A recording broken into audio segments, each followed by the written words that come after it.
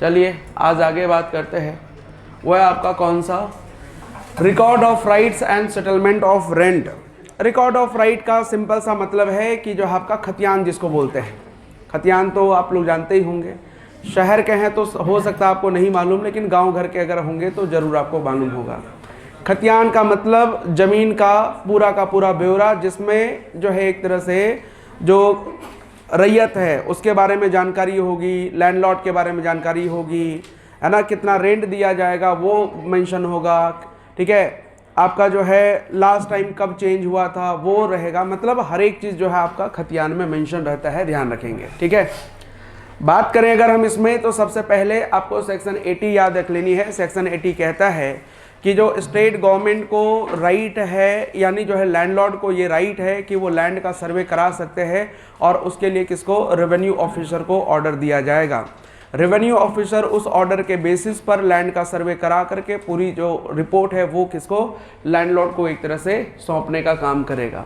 तो ये कहता है कि power to order survey and preparation of record of right, यानी ध्यान रख लेनी, the state government can order a revenue officer to conduct a survey और any local area land holding और प्रॉपर्टी और record the rights related to it. तो उससे related जो आपका खतियान बनाने का आदेश। आपको यहाँ पे क्या याद रखना है, सिंपल सा याद रखना है कि किस सेक्शन के अकॉर्डिंग है, सेक्शन 80 के अकॉर्डिंग है। कौन ऑर्डर देंगे, तो ध्यान रख लीजिएगा स्टेट गवर्नमेंट के द्वारा दिया जाएगा। किसको ऑर्डर दिया जाएगा, तो रेवेन्यू ऑफिसर को, दैट्स इट, इसके अलावा कुछ याद नहीं रखना है। सेक्शन 83 क्या कहता है, अच्छा फिर जो है सेक्शन 81 82 में जाएंगे तो बेसिकली रिकॉर्ड ऑफ राइट में कौन कौन सी चीजें होंगी वो सारे के सारे प्रोविजंस हैं which you have to not remember, ठीक है, आपको याद रखने की जरूरत नहीं है। आते हैं सेक्शन 83 में, ये कहता है कि the draft record of rights is published, objection are handled and then the final record is published which becomes official and legally valid. तो एक बार पहले क्या होता है ना कि जब रिकॉर्ड ऑफ राइट बनता है, जैसे कल को आप क्या बनेंगे, रेवेन्यू ऑफिसर बनेंगे, ठीक है, अधिकारी तो बनना ही बनना है ना, विश्वास नहीं अपने आप पे, अरे तो हाँ बोलिए ना कि हाँ बनेंगे, खुद ही बोल रहे हैं पता नहीं सर, ठीक है, दिल जो है दुख दुख कर रहा है, ठीक है, खुद पे है, जेपीएससी पे नहीं है, तो यहाँ मैं आप ही लोग से पूछ रहा हूँ ना, इसलिए। तो कल को आप अधिकारी बनेंगे, आपको जो है मान लेते ऑर्डर दिया गया कि रिकॉर्ड ऑफ राइट बनाना है, तो आप पहले क्या करेंगे, मेजरमेंट करवाएंगे, है ना, आप खुद तो जाएंगे नहीं, बेसिकली आपके नीचे के जो ऑफिसर होंगे और जो है आपका बाकी जो एम्प्लॉय होंगे उसके थ्रू करवाएंगे। करवाने के बाद पूरा का पूरा जो है आपका डेटा आपके पास आएगा, उस डेटा को जो आप क्या करेंगे, उसका ड्राफ्ट पहले पब्लिश करेंगे, ठीक है। कहाँ पब्लिश करेंगे, तो जिस एरिया में आपने जो है वो सर्वे करवाया है या मेजरमेंट करवाया है, उस ड्राफ्ट में जो है आप ये भी मेंशन करेंगे कि अगर किन्हीं को कोई ऑब्जेक्शन है तो जो है आप क्या कर सकते हो, ऑब्जेक्शन रेज कर सकते हैं। अगर किसी ने ऑब्जेक्शन रेज किया हो तो पहले आप उसको सेटल करेंगे। अगर आपको लगता है कि किसी तरह का कुछ अगर एरर वगैरह है तो उसको भी आप करेक्ट करने का काम करेंगे। और उसके बाद जब फाइनल पब्लिकेशन होगा, और ये जो पब्लिकेशन होगी बेसिकली ड्राफ्ट का, वो लोकल लैंग्वेज में ही होगा। लोकल लैंग्वेज कहना मतलब वहाँ पे जिस लैंग्वेज का न्यूज़पेपर वगैरह चलता हो, ठीक है। जैसे मान लेते हैं कि अगर जो है यहाँ पे अगर पब्लिश करनी तो आप हिंदी में करेंगे, आप इंग्लिश में पब्लिश करवाएंगे क्योंकि यहाँ के लोग हिंदी इंग्लिश दोनों टाइप के एक तरह न्यूज़पेपर पढ़ते हैं, ठीक है। तो ये आपको पब्लिश करवाना होगा। इसके बाद जब फाइनल पब्लिश एक तरह से हो जाएगा, ठीक है, आपने सारा का सारा ऑब्जेक्शन भी ले लिया, उसको रिजॉल्व भी कर दिया, और उसके बाद जब फाइनल पब्लिश हो जाएगा तो उसी को वैलिड माना जाएगा। अब आप कहेंगे कि अगर फाइनल पब्लिश हो गया तो क्या उसके बाद उसमें कोई चेंजेस नहीं होंगे? बिल्कुल होंगे, ठीक है। इन केस अगर किसी भी तरह का कोई टेक्निकल एरर रह जाता है या फिर किसी भी तरह के कुछ जो है एरर होते हैं तो उसका रिव्यू एंड जो है आपका रिवाइज का ऑप्शन है, ठीक है। रिव्यू एंड रिवाइज का ऑप्शन है कि उसकी रिव्यू भी की जाएगी और उसको रिवाइज भी किया जाएगा, ठीक है, अगर कहीं पर भी कोई एरर होता है तो ये जो है सेक्शन 83 में केवल याद रख लेनी है कि जो है आपका the draft record of right is published, objection are handled and then the final record is published which becomes official and legally valid. Section 84 कहता है once the record of right is finally published it is presumed to be correct and legally valid unless proven otherwise. अगर किसी ने जो है इसको जो है गलत साबित कर दिया, ठीक है, जब तक से किसी ने गलत साबित नहीं किया है तब तक से वो वैलिड, ठीक है, और जो आपका लीगल माना जाएगा, ध्यान रखिएगा, ठीक है। लेकिन सेक्शन 85 क्या कहता है, the revenue officer can fix fair rent after a land survey either on request और by government order by following set rules with proper notice and right to appeal. यानी जो है इसके बाद जैसे 83 में जो ड्राफ्ट प्रिपेयर होता है रिकॉर्ड ऑफ राइट्स का, और उसमें किसी तरीके का डिस्प्यूट का जो सेटलमेंट होता है, तो मतलब डिस्प्यूट जैसे कि एड्रेस कैसे होता है कि एक रिकॉर्ड ऑफ राइट, अब जैसा मान लेते हैं ड्राफ्ट एक तरह से पब्लिश हुआ तो लोग देखेंगे ना कि भाई अच्छा इसमें ये वाली तो जो है एरर है, ठीक है, तो फिर जो है क्या करेंगे, वो जो है आपका ऑब्जेक्शन रेज करने का ऑप्शन मिलता है। तो जैसे मान लेते हैं कि हमारे ब्लॉक में एक तरह से हुआ, ठीक है, वहाँ का रेवेन्यू ऑफिसर ने ये किया, अब ये होगा तो वहाँ पे लोग अपील करेंगे जाके सीओ ऑफिस में। अच्छा, मतलब जो ड्राफ्ट होगा ब्लॉक में लोग जाके देख सकते हैं। हाँ, वहाँ पे दे सकते हैं, वो एप्लीकेशन देंगे, एप्लीकेशन देने के बाद फिर उसकी जो है एक तरह से जांच होगी कि आखिर जो है क्या वाकई में ऐसा है या नहीं है। अगर है तो ठीक है, और नहीं है तो फिर जो है आपका फिर आगे की प्रोसीडिंग होगी। अगर मान लें किसी तरह का कोई एरर है या फिर जो ऑब्जेक्शन रेज किया गया है वो वैलिड है या नहीं है तो देखना होगा ना, तो उस बेसिस पर फिर उसको जो है आपका उसको हैंडल किया जाता है। और जब फाइनल एक तरह से जब ये हो जाएगा, क्योंकि उसमें टाइम पीरियड होता है कि हाँ विद इन 15 डेज में आपको क्या करना है, ठीक है, ऑब्जेक्शन रेज करना है। अगर 15 दिन बाद भी अगर आप कोई नहीं करते हैं तो फिर तो ये आपकी जिम्मेदारी है ना, क्योंकि इसीलिए लोकल न्यूज़पेपर में उसको पब्लिश किया जाता है ताकि सभी लोगों को इसके बारे में पता चले, ठीक है। सेक्शन 85 कहता है the revenue officer can fix fair rent after land survey, यानी जब एक तरह से लैंड सर्वे पूरा हो जाएगा तो फिर जो है, क्योंकि रेवेन्यू जनरली क्या होता है कि रेंट डिसाइड करने का काम किसके पास होता है, डीसी के पास होता है, बट चैप्टर 12 के अकॉर्डिंग जो है रेवेन्यू ऑफिसर भी क्या कर सकते हैं, रेंट फिक्स कर सकते हैं, लेकिन वो कब करेंगे, जब नया लैंड रिकॉर्ड बनता है तब करते हैं, ठीक है। और ऐसे अगर रेंट में किसी तरह का कोई चेंजिंग करना हो या न्यू रेंट फिक्स करना हो तो वहाँ पे डीसी के पास ही पावर होता है। तो यहाँ पर क्या होगा, लैंड सर्वे के बाद रेंट फिक्स कर दिया जाएगा, ईदर ऑन रिक्वेस्ट, या फिर जो है मानते हैं लैंडलॉर्ड ने रिक्वेस्ट किया हो तब, या फिर जो है बाय गवर्नमेंट ऑर्डर यानी सरकार ने ही खुद आदेश दिया है तब, या बाय फॉलोइंग सेट रूल्स यानी जो इस अधिनियम के तहत जो रूल्स बने हुए हैं, जो रेवेन्यू ऑफिसर के पास पावर है उसके आधार पर, ठीक है, with proper notice and right to appeal, यानी जो है नोटिस भी दे देंगे कि भाई अब जो है आपका ये लगान इतना होने वाला है, ठीक है। अगर किसी को ऑब्जेक्शन है तो वो क्या कर सकते हैं आपका, ठीक है, वो उसके लिए भी जो है वो अपील कर सकते हैं, ठीक है, क्योंकि अपील करने का राइट है। अगर मान लेते हैं आपको लगता है कि नहीं ज़्यादा रेंट लिया जा रहा है तो आप अपील कर सकते हैं, कोई दिक्कत नहीं है, ठीक है। तो ये सारी चीज़ें क्या करनी है, ठीक है, 80, 83 और 84, 85 आपको थोड़ी सी ध्यान रख लेनी है। अब बात करते हैं 89 में, ये कहता है a revenue officer can revise decision made in the record of rights within 12 months but not if a case और appeal is pending, you can appeal against the revision decision. कहना मतलब यह है कि अगर मान लेते हैं कि जो रिकॉर्ड ऑफ राइट में किसी तरह का कोई एरर है तो रेवेन्यू ऑफिसर क्या कर सकते हैं, उसको जो है आपका रिवाइज कर सकते हैं, उसको जो है आपका बदलने का पावर है उनके पास, ठीक है। लेकिन किन केसेस में, तो ध्यान रख लीजिएगा कि पहली बात कि 12 महीने के भीतर ही वो काम करेंगे, ठीक है। लेकिन अगर मान लेते हैं कि कोई अपील किया है किसी ने पहले ही और वो अगर पेंडिंग है तो फिर उस केस में रिवाइज नहीं करेंगे। पहले वो जो है आपका जो अपील की गई है उसको पहले हैंडल किया जाएगा, उसके बाद अगर उनको लगता है कि नहीं इसमें कुछ चेंजेस करने की जरूरत है तो वो रिवाइज करने के लिए ऑथोराइज होते हैं, ध्यान रख लीजिएगा, है ना। यानी राजस्व अधिकारी रिकॉर्ड ऑफ राइट में यानी खतियान में किए गए निर्णयों का पुनरीक्षण 12 महीने के भीतर कर सकते हैं, लेकिन अगर मामला या अपील लंबित है तो पुनरीक्षण नहीं हो सकता। आप पुनरीक्षण निर्णय के खिलाफ भी अपील कर सकते हैं, कहने मतलब रिवाइज करने के बाद भी जो है आप अपील कर सकते हैं, कोई दिक्कत नहीं है। सेक्शन 90 कहता है कि if a genuine error is found in the record of right, यानी अगर लगता है कि कोई जो है आपका, ठीक है, मतलब जेन्युइन एरर है कि हाँ जो है ये नहीं होना चाहिए था लेकिन एक तरह से वो एरर हो गया है, तो विद इन जो है क्या है, found in the record of right with in 5 years it can be corrected by the deputy commissioner or revenue officer after an inquiry and notice to the parties but not if a case or appeal is pending। यानी already अगर कोई case या जो है आपका appeal जो है pending है तो फिर उस केस में क्या है कि उसमें कोई चेंजेस नहीं होंगे। लेकिन अगर मान लेते हैं कि रेवेन्यू ऑफिसर या फिर जो डिप्यूटी कमिश्नर को ये लगता है कि जो है कोई जेन्युइन एरर रह गया है तो 5 सालों के भीतर क्या कर सकते हैं, उसको चेंज कर सकते हैं, ठीक है।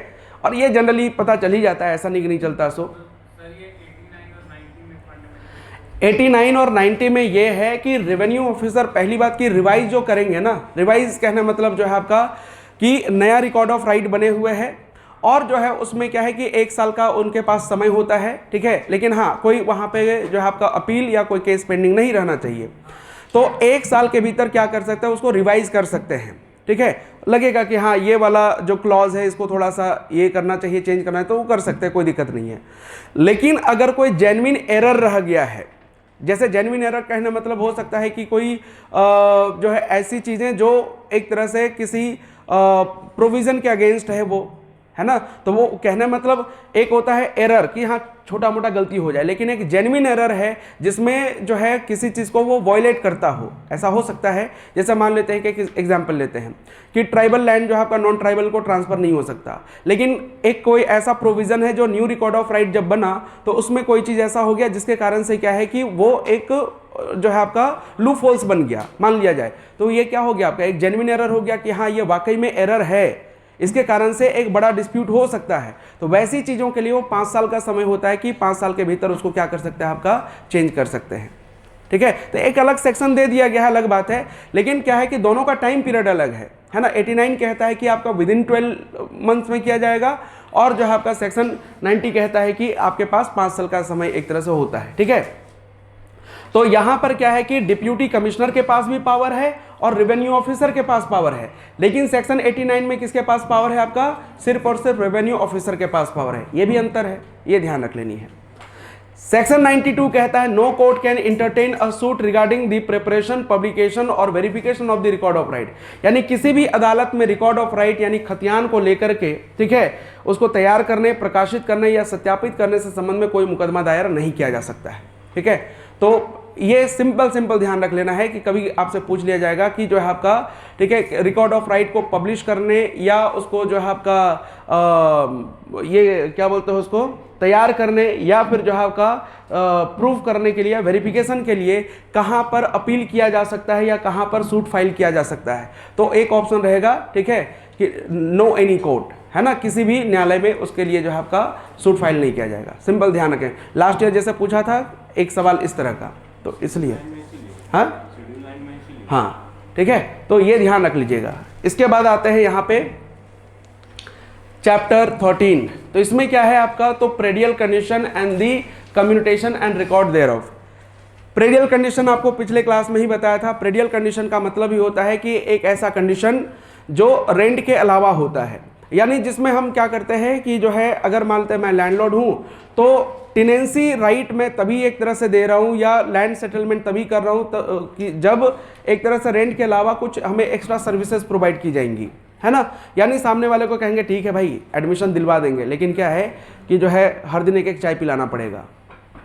रेंट तो मतलब जो है फी तो देना ही देना है, लेकिन जो है चाय बिस्किट जो है एक तरह से, या घर में सब्जी उब्जी उगाते हो, बोला हाँ हाँ उगाते हैं सर, ठीक है, तो ठीक है आलू ले आना महीना का, ठीक है, तो 20 किलो आलू मंगवा लिए, है ना, गोभी मंगवा लिए 10 kg, ठीक है, कभी जो है कुछ और मंगा लिए। तो ये क्या है आपका एक तरह का एक्स्ट्रा डिमांड हो गया, है ना। पहले मास्टर लोग करते थे, हम लोग खुद जो है एक तरह से जब स्कूल में थे तो उस समय कभी जो है भिंडी पहुंचा रहे हैं, कभी नेनुआ पहुंचा रहे हैं, कभी आलू पहुंचा रहे हैं, कभी कुछ और पहुंचा रहे हैं, पपीता।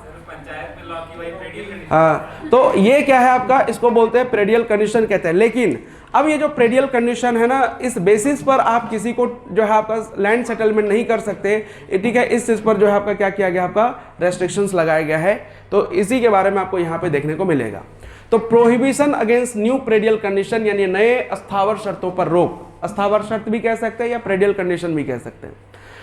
तो it usually means a condition tied to the land such as a tenant having to do some kind of service और labour in addition to paying rent, यानी लगान के अलावा अगर कोई सर्विसेज अगर वो दे रहा है तो उस कंडीशन को क्या कहा जाता है, आपका प्रेडियल कंडीशन कहते हैं। बात समझ में आई। अब क्या कहता है, आफ्टर दिस एक्ट स्टार्ट्स, यानी इस अधिनियम के लागू होने के बाद क्या है, no new tenancy can be created with any predial condition, यानी किसी अस्थावर शर्त के आधार पर आप नई टेनेंसी क्रिएट नहीं कर सकते, क्योंकि वो एक प्रकार का क्या है, एक प्रकार का जो है एक्सप्लॉयटेशन टाइप का ये हो जाता है, ठीक है, कि आप सामने वाले को क्या कर रहे हैं, आपका शोषण कर रहे हैं, उसको एक्सप्लॉइट कर रहे हैं, ठीक है। दूसरा कहता है कि accept if it is a rent free tenancy where the only condition is personal service like working for the landlord, यानी अगर मान लेते हैं कि सामने वाले को हमने क्या कहा कि ठीक है कोई पढ़ने के लिए आया, बोला कि सर हमको पढ़ना है, अगर मैं बोलूं कि ठीक है उसके लिए एडमिशन लेना पड़ेगा, लेकिन एडमिशन तो दिलवा देंगे, लेकिन क्या है कि वही सब्जी वब्जी पहुंचाना पड़ेगा। लेकिन अगर मैं उसको कहूं ठीक है पढ़ना चाहते हो कोई पैसे नहीं लगेंगे, लेकिन क्या है छोटा मोटा काम होगा वो करना पड़ेगा, समझ गए ये। तो इस आधार पर अगर मानते हैं कोई ज़मीन है जो रेंट फ्री है, यानी उसके लिए उसको किसी भी तरह का कोई रेंट नहीं देना पड़ेगा, तो हो सकता है कि कोई पर्सनल सर्विस वगैरह जो है क्या करना होगा, उसको प्रोवाइड करना पड़ेगा। ठीक है, नहीं समझे?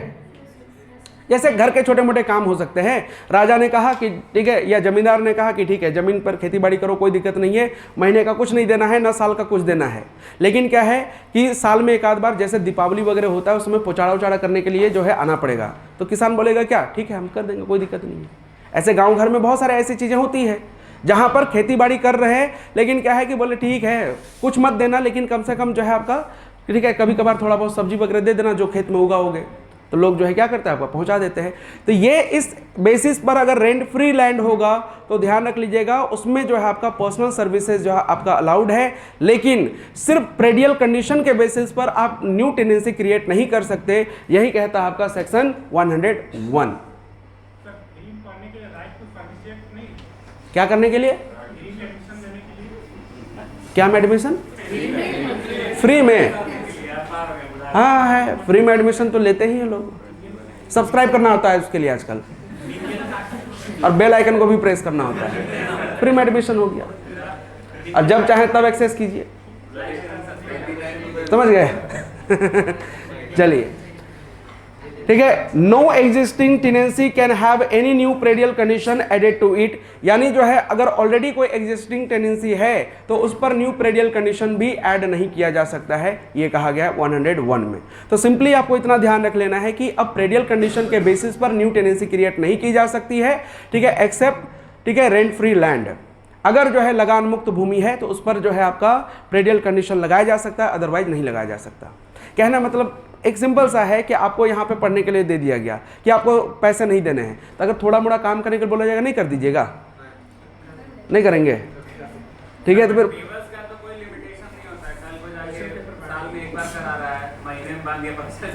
नहीं, तो फिर जो है अगर मान लेते हैं कि तो फिर इसमें आपके पास ये राइट है ना कि अगर आपको एक्सप्लॉइट किया जाएगा तो फिर जो है आप डीसी को एप्लीकेशन दे दीजिए। नहीं तो जमीन चला जाएगा, छोड़ दीजिए फिर, सिंपल सा है। लेकिन आप कह रहे हैं यहाँ पे वैसा, लेकिन जो प्रेडियल कंडीशन, क्योंकि अगर मानते कि किसी को जमीन अगर दिया जा रहा है, ठीक है, न्यू टेनेंसी क्रिएट की जा रही है, तो ऐसा नहीं कि ओरली जो हो वो क्रिएट किया जाएगा।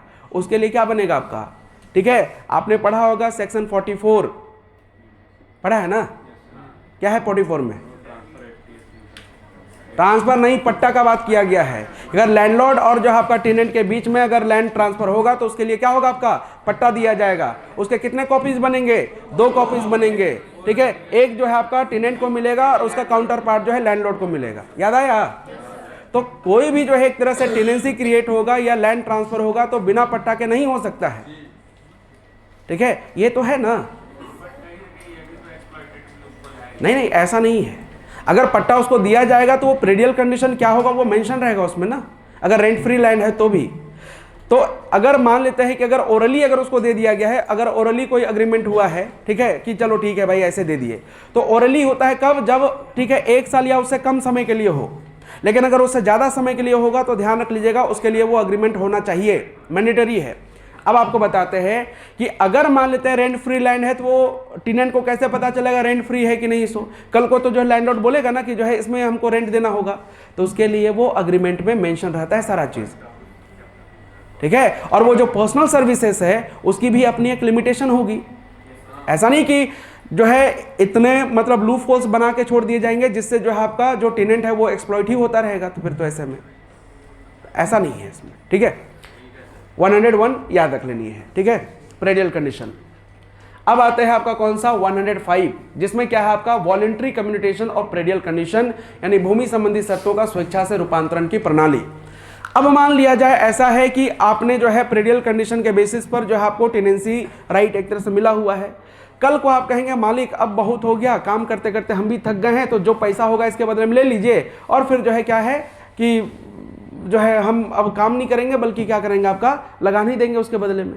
ऐसा हो सकता है, ठीक है। जैसे मान लेते हैं कि यहाँ पे किसी ने एडमिशन लिया, अब उसको बोला गया कि जो हाँ कुछ कुछ काम करने हैं, अब उसको 1 दिन के बाद लगने लगेगा, कुछ दिन समय के बाद कि नहीं ये तो ज़्यादा ही हो रहा है, ठीक है, इससे बढ़िया तो फी दे दें, है कि नहीं है, कहीं और जाके कुछ काम कर लेंगे, उससे सैलरी भी आ जाएगा कुछ। तो उस बेसिस पर क्या है कि ये टेनेंट के पास राइट है।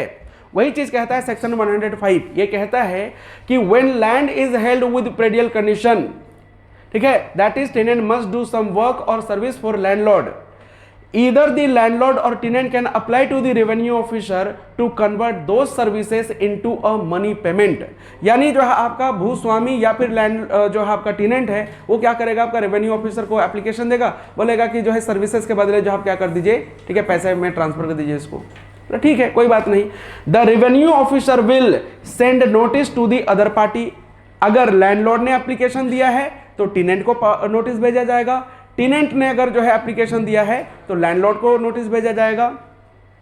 Hold a hearing and investigate the matter, तो दोनों को बुलाया जाएगा कि बेटा इस दिन आ जाना दोनों, ठीक है, दोनों बैठ के जो है एक तरह से बात करेंगे कि क्या करना है क्या नहीं करना है। दोनों की अगर सहमति हुई, fix a fair amount of money that should be paid in instead of providing services, तो जो है आपका उस सेवा के बदले फिर क्या करेगा, वो पैसा देना शुरू कर देगा। बोला ठीक है, अब जो है मामला खत्म हो गया। यहाँ क्या चीज, एग्रीमेंट के लिए ही तो बुलाया यहाँ पे। किसके लिए, बीच में कौन मुकर रहा है? इनका कहना है ना कि बेसिकली जो ये लैंड है इस पे तो सर्विसेज रेंडर्ड था, टैक्सेशन नहीं हो रहा, लेकिन जब लैंड लॉर्ड या फिर टेनेंट खुद ही डिसाइड कर रहा है तो ये एक्चुअल मतलब ओरल एग्रीमेंट का तो ब्रीच हुआ नहीं। तो जैसे अगर मान लेते हैं कि एक समय के बाद दोनों को ये लगने लगेगा, मान लेते हैं जैसे ऐसा है कि आप ही दोनों के बीच में हुआ है, ठीक है, ठीक है, आपने एक्सप्लॉइट करना शुरू कर दिया, या फिर आपको एक समय के बाद लगने लगा कि नहीं तो जमीन के मतलब जो सेवा दे रहा है ये हमें, ये तो बहुत कम है, तो ऐसा करते हैं सेवा के बदले लेते हैं पैसा।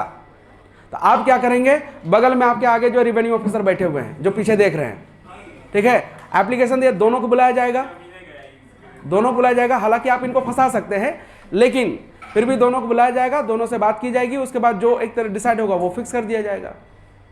समझ गए? तो बस यही चीज है आपका 105 में, और कुछ नहीं है, तो जस्ट ध्यान रख लेनी है। सर्विस लिंक्ड टू लैंड यानी predial condition can be converted into money by applying to the revenue officer. Final rent must remain fair. ये केवल अगर इतना भी याद रखिएगा तो काफी है। समझ गए क्या हो गया? नहीं, यहाँ पे डीसी के पास कुछ एक पावर हो, मतलब जो है वैसी चीज़ें जो एक तरह से इसमें उनके लिए अलग से प्रोविज़न किया गया है, बस उसमें ये कर सकते हैं। बाकी रेवेन्यू ऑफिसर के पास भी जो है आपका कुछ पावर इसमें आपको देखने को मिलेगा। ठीक है। अच्छा सर, टेनेंट अगर अप्लाई करता है इस चीज़ के लिए कि मतलब सर्विसेज के बदले रेंट देंगे, और जब इन्वेस्टिगेशन होता है रेवेन्यू ऑफिसर के साथ, तो वो उस जो वैल्यू रखा गया है रेंट पेमेंट का उससे सेटिस्फाइड नहीं है, तो डीसी के पास या कहीं अपील कर सकता है? नहीं, इसमें क्या है कि दोनों को इसलिए तो बुलाया जाता है कि कुछ ना कुछ तो सेटलमेंट होगा ना, बीच का रास्ता तो कुछ ना कुछ निकलेगा ना। हाँ, अब जैसे मान लेते हैं कि जो है अब दोनों को बुलाया गया, अगला कह रहा है कि नहीं जो है 150 लगेगा, ये कह रहा है कि नहीं 125 देंगे, अगला कह रहा है 150, बोले अरे 150 ना 125, ठीक है 135 में निपटाओ। दोनों ठीक है, चलो हो गया, है ना, लाइक बार्गेनिंग टाइप का एक तरह से वहाँ भी होता होगा। ठीक है। और नहीं तो फिर जो है आपका अगर कई बार ऐसा भी होता होगा, रेवेन्यू ऑफिसर बोल देता नहीं इतना देना पड़ेगा, दे दिया उसमें, क्या है, लैंडलॉर्ड ने कुछ पैसे वैसे खिला दिए उसको। ठीक है। जो नियम कानून हम किताबों में पढ़ते हैं वो कई बार एक्चुअली में वैसा नहीं होता है, रियल में जो है जाके कुछ और ही होता है। ठीक है। तो इसलिए जो है, और आपको एग्जाम के लिए पढ़ना है तो फिलहाल के लिए जो है आप इसको उसी तरीके से देखिए। ठीक है। बाकी जब बन जाइएगा उसके बाद फिर तो आप ये करते रहेंगे। अब इसके बाद आते हैं सेक्शन 118, बहुत इंपॉर्टेंट है ये।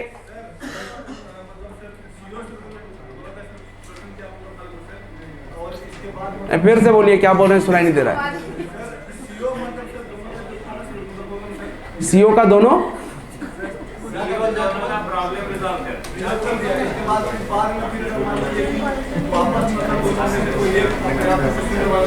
क्या करवाने लगा?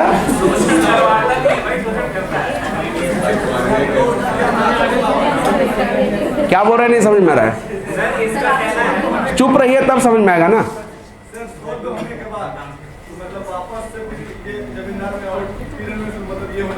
क्या होने लगा?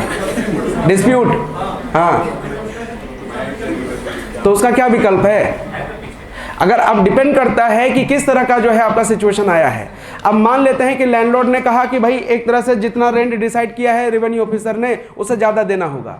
ठीक है, तो फिर क्या करेगा वो, डीसी के पास अप्लाई करेगा, डीसी इंक्वायरी करेंगे, देखेंगे कि वाकई में ऐसा हुआ है, तो ज़्यादा रेंट लेगा तो फिर क्या होगा, उसको लगेगा वही पेनल्टी, सेक्शन 63 के अकॉर्डिंग लगेगा उस पर क्या, आपका पेनल्टी लगेगा, 500 रुपये का जुर्माना हो सकता है, 6 महीने का जेल हो सकता है, या दोनों ही हो सकता है। ठीक है, अब आप कहेंगे कि नहीं, अगर मान लेते हैं टेनेंट ही जो है अगर बदमाशी करने लगे तो वो रेंट ना पे करे तो फिर क्या होगा, आपका उस पर लागू होगा क्या कि जो है आपका जो रेंट न देने के कारण से उसको लैंड से एविक्ट करने का प्रोविजन लागू होगा। ठीक है, उसको फिर जो है आपका लैंडलॉर्ड एप्लीकेशन देगा किसको, डीसी को, डीसी नोटिस भेजेंगे किसको, आपका टेनेंट को, बोलेंगे भैया जो बकाया है या फिर जो नहीं दे रहे हो उसको जो मान लो, नहीं तो फिर जो है आपका उसके पास 6 महीने का समय होता है, किसके पास, लैंडलॉर्ड के पास, किस चीज़ के लिए, सूट फाइल करने के लिए, यानी केस करने के लिए, वो 6 महीने के बाद उस पर केस कर सकता है। ठीक है, तो सब एक दूसरे से कनेक्टेड है, थोड़ा सिचुएशन को अगर कनेक्ट करना शुरू करेंगे तो आराम से हो जाएगा। 2 साल तक केस कर सकता है, 2 साल तक नहीं, 6 महीने के बाद ही कर सकता है। उसको एक्सेप्ट करने का 1 महीने का समय रहता है कि जो ये है ना कि जो है टेनेंट के पास कि जो नोटिस एक तरह से भिजवाया है, ठीक है, डीसी के थ्रू, उसको एक्सेप्ट करने का 1 महीने का समय होता है और उसके पास 6 महीना होता है, 6 महीने बाद वो केस कर सकता है। ठीक है, अब आता है आपका, ठीक है, जो लैंडलॉर्ड्स प्रिविलेज लैंड, यानी जिसको बोलते हैं विशेषाधिकार युक्त भूमि, यानी वैसी भूमि जिस पर जो है आपका लैंडलॉर्ड को विशेष अधिकार होता है। ठीक है, और ये ऐसी भूमियां होती है, ऐसी जो है जमीनें होती है जिसकी ऑक्यूपेंसी राइट जो है आपका ऑब्टेन नहीं किया जा सकता है, ध्यान रखेंगे। तो ये कहता क्या है, ध्यान रखिएगा कि land cultivated by landlord with own stock, servant, labour और लीज्ड, ठीक है, फॉर मोर देन 1 ईयर और फॉर 1 ईयर और लेस, वेदर रिटन और oral, which is customarily recognized as a privileged land where no occupancy right can, ठीक है, क्या है आपका, accrue। तो अगर हम बात करेंगे जिसमें से क्या है आपका जिरात, जिरात यानी जो है आपका छोटनागपुर एरिया में ऐसी जमीनों को कहा जाता है जिरात, जिसमें से रांची, धनबाद, पटमदा, इचागढ़ और चांडिल जो है एरिया को छोड़ करके, यानी छोटनागपुर एरिया में वैसी जमीनें जो प्रिविलेज लैंड में आती है उसको जिरात कहा जाता है। जब भी जिरात बोला जाएगा कि व्हाट इज जिरात, तो जिरात इज अ प्रिविलेज लैंड, ठीक है, इन छोटनागपुर रीजन, ध्यान रखेंगे। दूसरी चीज है आपका मान, मान यानी जो आपका धनबाद जिला और सिवुम जिले के कुछ एरिया में मान लैंड कहा जाता है, ठीक है। और तीसरा आपका मझियस या बेटखेता जिसको बोलते हैं, यहाँ पे पी हो गया है, ठीक है, बेटखेता होना है, KHETA होना चाहिए था। तो छोटनागपुर टेन्यूर्स एक्ट 1869 के अंतर्गत जो जमीनें रजिस्टर्ड की गई हैं, क्योंकि आपको याद होगा 1862 से लेकर 1869 के बीच में लैंड सर्वे हुआ था, जिसको मझियस जो है भुइहरी सर्वे कहा जाता है। उसमें 2 ही तरह की जमीनों का जो है रजिस्टर बना था, वो था आपका मझियस एंड भुइहरी लैंड, ठीक है। तो उन जमीनों को जो है आपका इसमें रखा गया है मझियस या बेटखेता, दोनों सेम ही चीज है, यानी जो है आपका वो जमीनें जो एक तरह से रैयतों के पास थे लेकिन फिर वो जमींदारों के पास आ गया, वैसी जमीनों को बेटखेता लैंड कहा जाता है। या अगर एक लाइन में याद रखना हो तो जमींदारों की जमीन को क्या कहा जाएगा, यहाँ पे बेटखेता कहा जाएगा, ठीक है। मझियस जमीन को भी क्या कहा जाता है, आपका जमींदारों की जमीन ही कहा जाता है। तो ये चीजें क्या करनी है, आपको ध्यान रख लेनी है। तो ऐसी जमीनों को जो है आप ऑक्यूपेंसी राइट नहीं ले सकते हैं, ध्यान रखिएगा। तो सिंपल सा है, डेफिनेशन कहाँ पे है, वो है आपका सेक्शन 118 में, ध्यान रख लेनी है, ठीक है। अब अगर हम बात करते हैं, ठीक है, तो इसके लिए लीज रिक्वायरमेंट है। After the specified date leases exceeding 1 year are considered only if they are written, यानी निर्धारित तिथि के बाद 1 वर्ष से अधिक अवधि का पट्टा इस प्रावधान के लिए केवल तभी मान्य होगा जब वह क्या होगा, आपका रिटेन होना चाहिए। क्योंकि ऐसी जमीन जो है एक तरह से जो खेती बाड़ी होती है ना, वो ओरल अग्रीमेंट पर भी होता है। एक साल से अगर कम का हो तो जो है आपका मौखिक रूप से दे देते हैं कि ठीक है भाई जाओ खेती बाड़ी कर लो, कोई दिक्कत नहीं। 1 साल से अगर ज्यादा का है तो क्या होना चाहिए, वो रिटेन होना चाहिए, यानी लिखित पट्टा पर होना चाहिए, ध्यान रखिएगा, ठीक है। यानी अगर आपसे पूछा जाएगा कि जो प्रिविलेज लैंड की अगर मान लेते हैं कि कोई उस पर जो है अगर उसको ऑक्यूपाई कर रहा है या उस पर खेती बाड़ी कर रहा है तो किस आधार पर करेगा, तो ओरल अगर मान लेते हैं अग्रीमेंट होता है तो ठीक है, लेस देन 1 ईयर, ठीक है। और अगर रिटेन होगा तो मतलब 1 साल से ज्यादा का होगा तो वो क्या होना चाहिए, आपका रिटेन होना चाहिए। तो ये ध्यान रखेंगे, बाकी इसमें कुछ नहीं है। आते हैं अब दूसरे ये पे,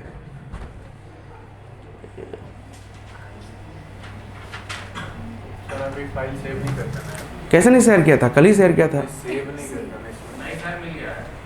क्या सेव करके करेंगे इसको, खैर अब आते हैं, देखिए थोड़ा टाइम रहे ना तो थोड़ा सा और जो प्रेजेंटेशन है उसको और बेहतर बनाया जा सकता है, लेकिन अभी टाइम ही नहीं है।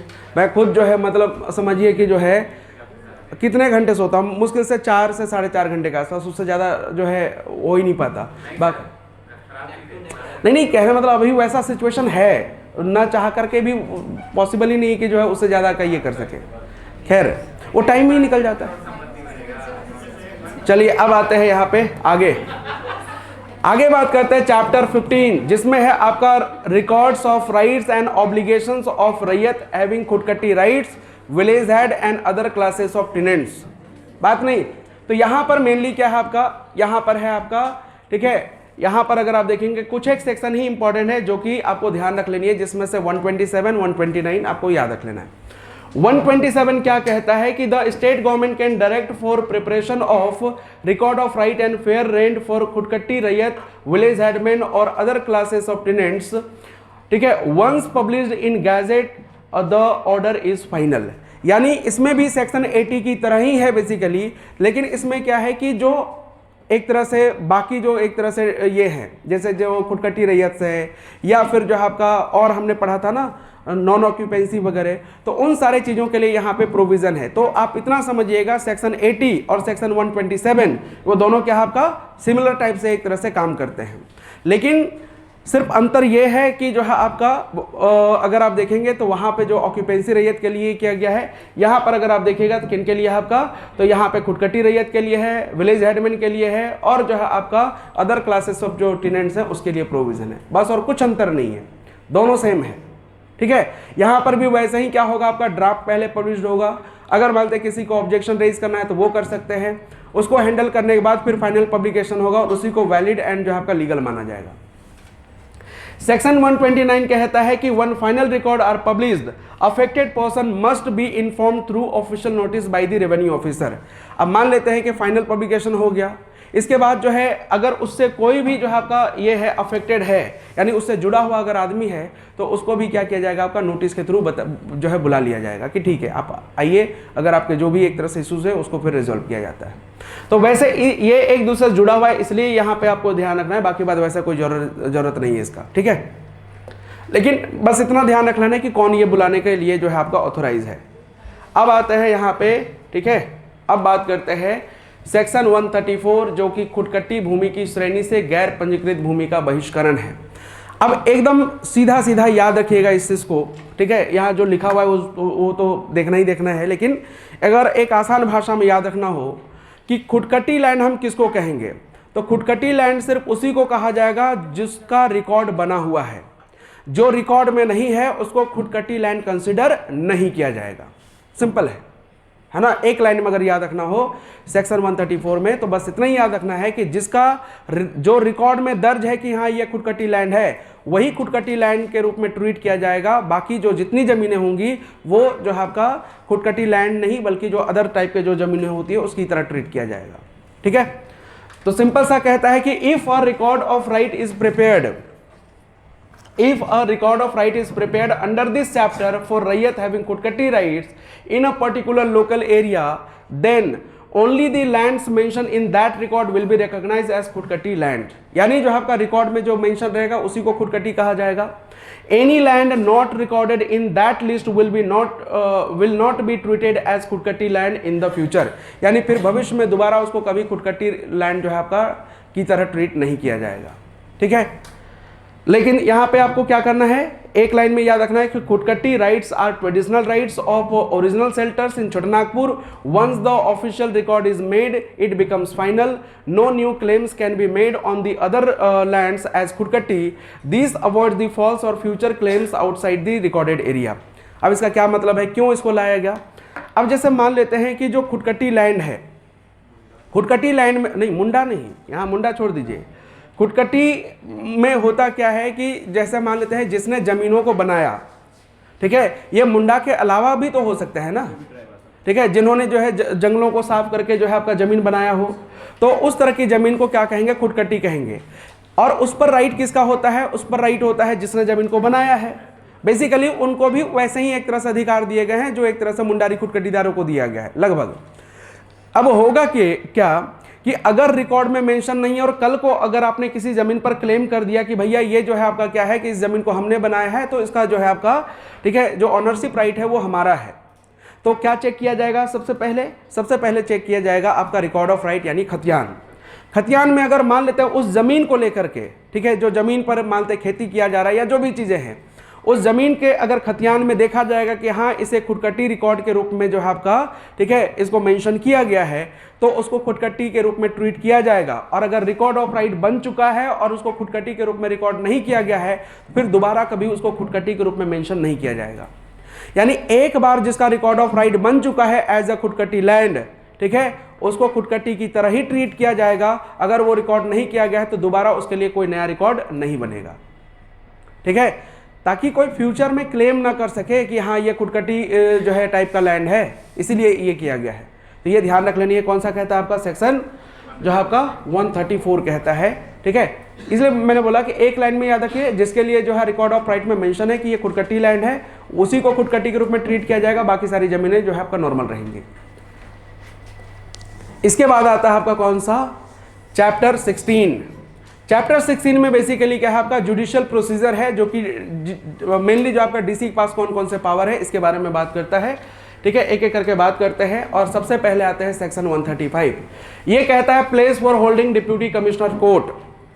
तो कल को, ठीक है, आप बन गए डिप्यूटी कमिश्नर, डीसी, है ना, डीसी बन गए, तो आपका जो ज्यूरिसडिक्शन होगा सिर्फ और सिर्फ क्या होगा, आपका जिला ही होगा, ठीक है।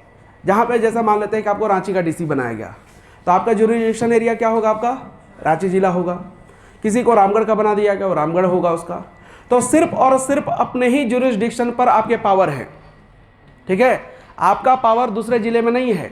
ऐसा नहीं कि जो है आप हजारीबाग में जाके जो है दहाड़ रहे हैं, नहीं, ठीक है। तो कहने का मतलब यह है कि आप अपने ही ज्यूरिसडिक्शन एरिया में क्या कर सकते हैं, कहीं भी कभी भी जो है कोर्ट जो है लगा सकते हैं। कोर्ट लगा सकते हैं मतलब न्यायालय का एक तरह से स्थापना कर सकते हैं और उसकी सुनवाई करेंगे। न्यायालय का जो स्थान होगा वो क्योंकि आप डिसाइड करेंगे। आपको मन किया, जैसे आप रांची के डीसी हैं, आपको मन किया कि नहीं जो है हम मोराबादी ग्राउंड में जाके लगाएंगे, लगा सकते हैं, वहाँ पे जाके सुनवाई कीजिए। आपको लगता है कि नहीं हम जाके सिल्ली में सुनवाई करना चाहते हैं, आप वहाँ जाके सुनवाई कर सकते हैं।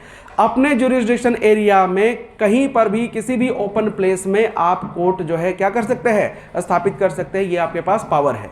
जैसे आपने वो sings of the great movie देखा होगा, सनी देओल वाली, नहीं देखा आपने? हाँ, था चाहे जो था उससे हमें क्या लेने देना, हमें मतलब है सिचुएशन पर। वो रहते हैं डीसी ही रहते हैं, जो सनी देओल है ना वो डीसी रहता है। और आप देखते होंगे हर दिन जो अपने घर के बाहर क्या करता था, ओपन एरिया में कोर्ट लगाता था ना।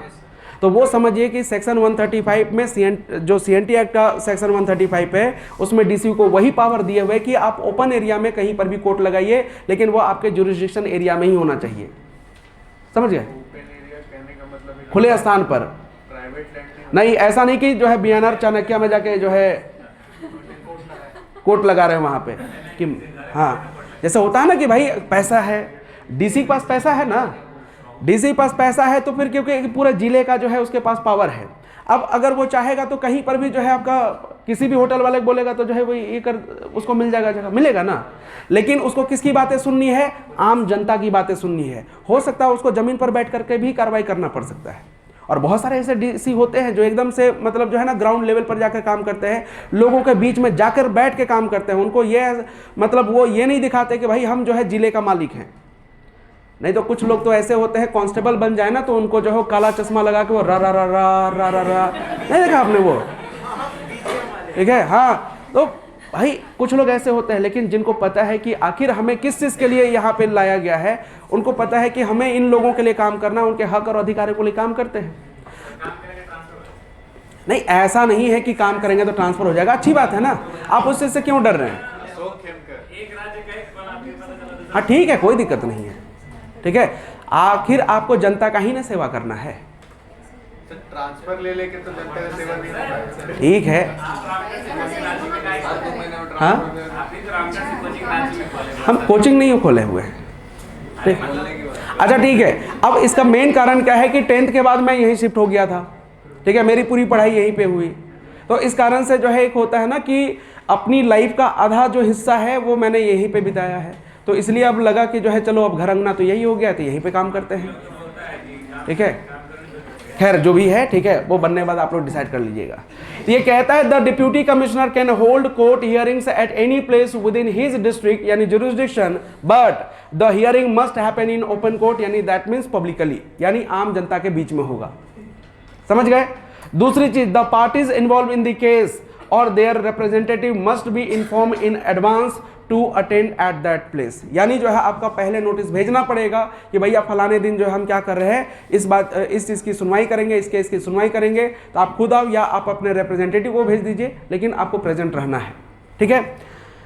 सेक्शन 138 कहता है कि no deputy commissioner can handle a case about land outside his area, यानी जो है ध्यान रख लीजिएगा, अपने जुरिस्डिक्शन के बाहर जाकर के आप काम नहीं कर सकते हैं, चाहे किसी भी सिचुएशन की हम बात करें। सीएनटी एक्ट में वो लिखा हुआ है, हमने आगे उस चीज़ को रखा ही नहीं, तो केवल इतना ध्यान रख लीजिएगा, किसी भी सिचुएशन में चाहे आपको किसी अदर जिले से ही क्यों ना जो है एक तरह से आपकी ट्रेजरी में पैसे आते हों, रेवेन्यू आता हो, लेकिन फिर भी आप अपने जुरिस्डिक्शन से बाहर जाके काम नहीं कर सकते। अब आप कहेंगे सर अगर ऐसा सिचुएशन आ गया कि मामला जो है आधा रांची का है और आधा रामगढ़ का है, तो क्या करेंगे? ऐसा हो सकता है। ठीक है, जैसे इधर जो है रांची जिला, इधर जो आपका हो गया रामगढ़ जिला, है ना, आधा जो है इधर है जमीन, आधा जो है इधर है, और वो केस पहुंचा किसके पास? डीसी के पास। तो सबसे पहले ये देखा जाएगा कि किस जिले में उसका एरिया सबसे ज्यादा पड़ता है, रांची जिले में पड़ता है या रामगढ़ में। अगर मान लेते हैं रामगढ़ जिले में एरिया ज़्यादा पड़ता है तो रामगढ़ के डीसी उसकी सुनवाई करेंगे, लेकिन अगर रांची जिले में पड़ता है तो रांची जिले का डीसी उसकी सुनवाई करेगा। पहला सिचुएशन आएगा। दूसरा सिचुएशन ये है कि अगर मान लेते हैं कि ये डिसाइड ही ना हो पाए कि किस जिले में सबसे ज़्यादा एरिया पड़ रहा है, तो क्या करेंगे? ऐसा हो सकता है। तो ध्यान रख लीजिएगा, उसके लिए बोर्ड बना हुआ है, बोर्ड डिसाइड करेगा कि कहाँ का डीसी इसकी सुनवाई करेगा या किस जिले में इसका एरिया सबसे ज़्यादा पड़ रहा है। ठीक है। अब कहेंगे कि अगर मान लेते हैं एक ही जिले में लेकिन डिवीजन अलग अलग हो, तो जो सब डिवीजन होता है ना, अनुमंडल, अगर अनुमंडल अलग अलग हो तो क्या करेंगे? तो डीसी डिसाइड करेंगे कि इसकी सुनवाई कहाँ पे होगी। समझ गए? ये सिचुएशन है। तो सिंपली ध्यान रख लेनी है, क्योंकि ये मन में आ सकता है सवाल कि अगर जो है मामला अलग अलग एरिया का हो तो क्या होगा। तो उस समय जो है आपका डीसी एंड बोर्ड के पास पावर होता है, वो डिसाइड है जो है आपका। इसके लिए क्या बोल रहे हैं? ये झारखंड बोर्ड कह रहे हैं, रेवेन्यू बोर्ड। हाँ, रेवेन्यू बोर्ड डिसाइड करता है कि भाई जो है आपका कहाँ पे ये होगा। समझ गए? तो ये डिसाइड करने के लिए कि आखिर उसकी सुनवाई कौन का एक तरह से कौन ऑथराइज्ड है उसके लिए, तो वो एक तरह से होगा, ध्यान रखेंगे। हाँ,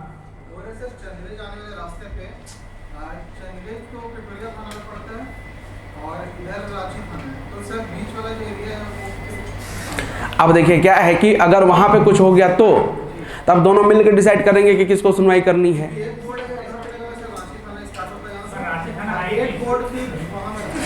अरे भाई, तो उसमें होगा ना कि बॉर्डर होगा ना, बॉर्डर है या नहीं है, माना गया होगा किसी को। अब सुन लीजिए, बात है आपका कब, बात है मेरे ख्याल से 2012 की। ठीक है। तो मैं अपना पूरा असाइनमेंट वगैरह बना करके उसका प्रिंट आउट निकाल करके कचहरी से जा रहा था मोराबादी की ओर। बीच रास्ते में जहाँ पे अभी ऑक्सीजन पार्क बना हुआ है, वहीं पर एक मतलब बाइक पे 2 लड़के थे। ठीक है। उन लोगों ने पीछे से झपटा मारा और फ़ोन था मेरे, जस्ट मैंने अपने दोस्त को फ़ोन लगाया था, हेलो किया था, इधर से गेलो करके ले गया उसको। ठीक है। अब मुझे लगा कि ये मोराबादी वाला एरिया है तो बरियातू थाना में पड़ता होगा। मैं गया, बरियातू थाना रिम्स के पास ही है। अब सुन तो लीजिए, वहाँ गया तो बोला क्या रहा, तेरा ही दोस्त चुराया होगा। मैं बोला मेरे से महंगा फ़ोन उन लोगों के पास, वो क्यों चोरी करेगा ये सब। ठीक है।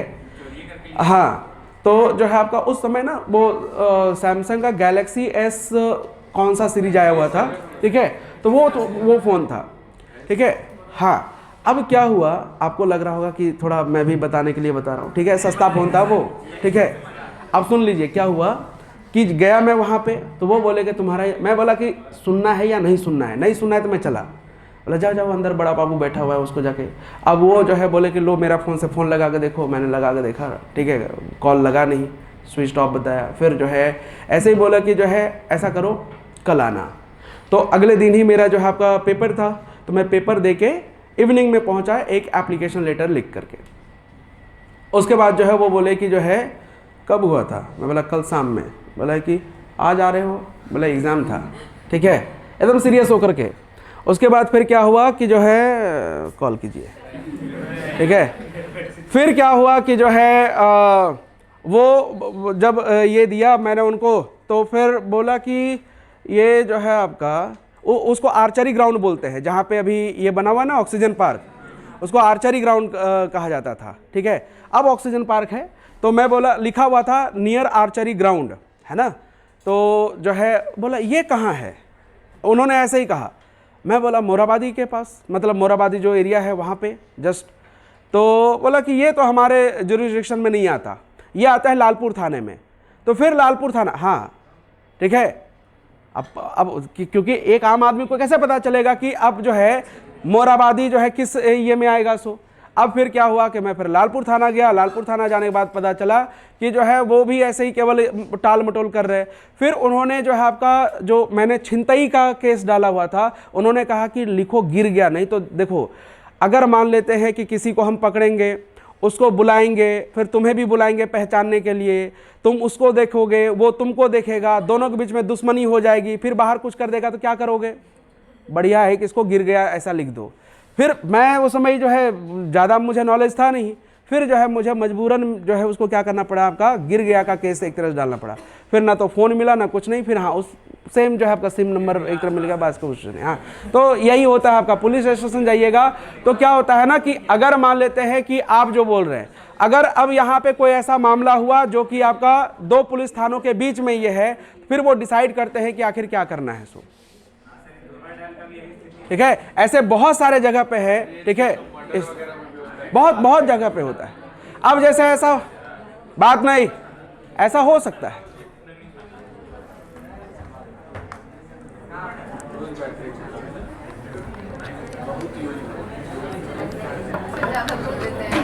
हाँ हाँ, मेरे ही कारण हो रहा है। वाह,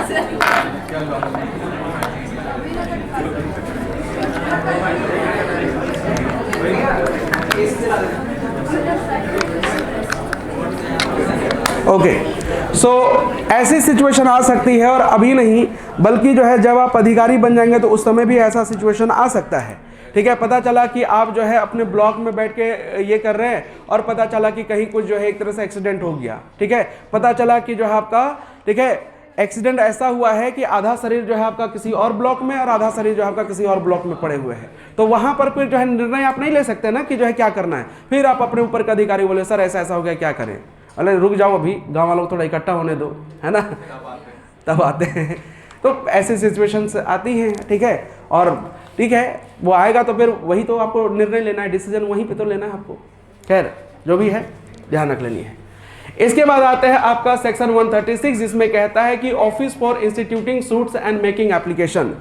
अब एक बड़ा सवाल आता है कि ठीक है हम डीसी को एप्लीकेशन देंगे, लेकिन कहाँ कहाँ एप्लीकेशन दे सकते हैं कि माना जाएगा कि हमने डीसी को ही एप्लीकेशन दिया है।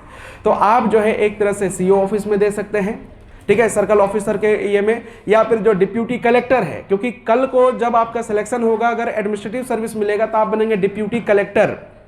कुछ लोग डायरेक्ट बोलते हैं भाई डीसी बन गया, वो डीसी जो है आप डिप्यूटी कलेक्टर बनेंगे, या सीधे बोलते हैं कलेक्टर बन गया, है ना, वो तक ठीक है। लेकिन जो है मेनली आप बनेंगे उप समाहर्ता, ठीक है, यानी जो है block development officer.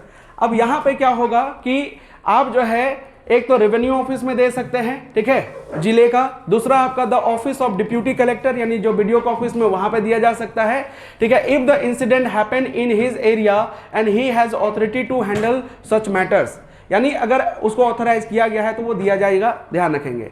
The office of any other revenue officer who has the legal power to hear the case, यानी कोई भी अगर रेवेन्यू ऑफिसर है, अगर उसको जो है कानूनी अधिकार दिया गया है तो उसके ऑफिस में भी दिया जा सकता है। तो सिंपली क्या होता है कि आपका ब्लॉक में जाके दे देते हैं तो समझ आ जाता है कि हाँ डीसी के पास एक तरह से दिया जा चुका है। ठीक है, सेक्शन 135 कहता है विथड्रॉवल ऑफ सूट्स। अब इसका क्या मतलब है, अब ध्यान दीजिएगा।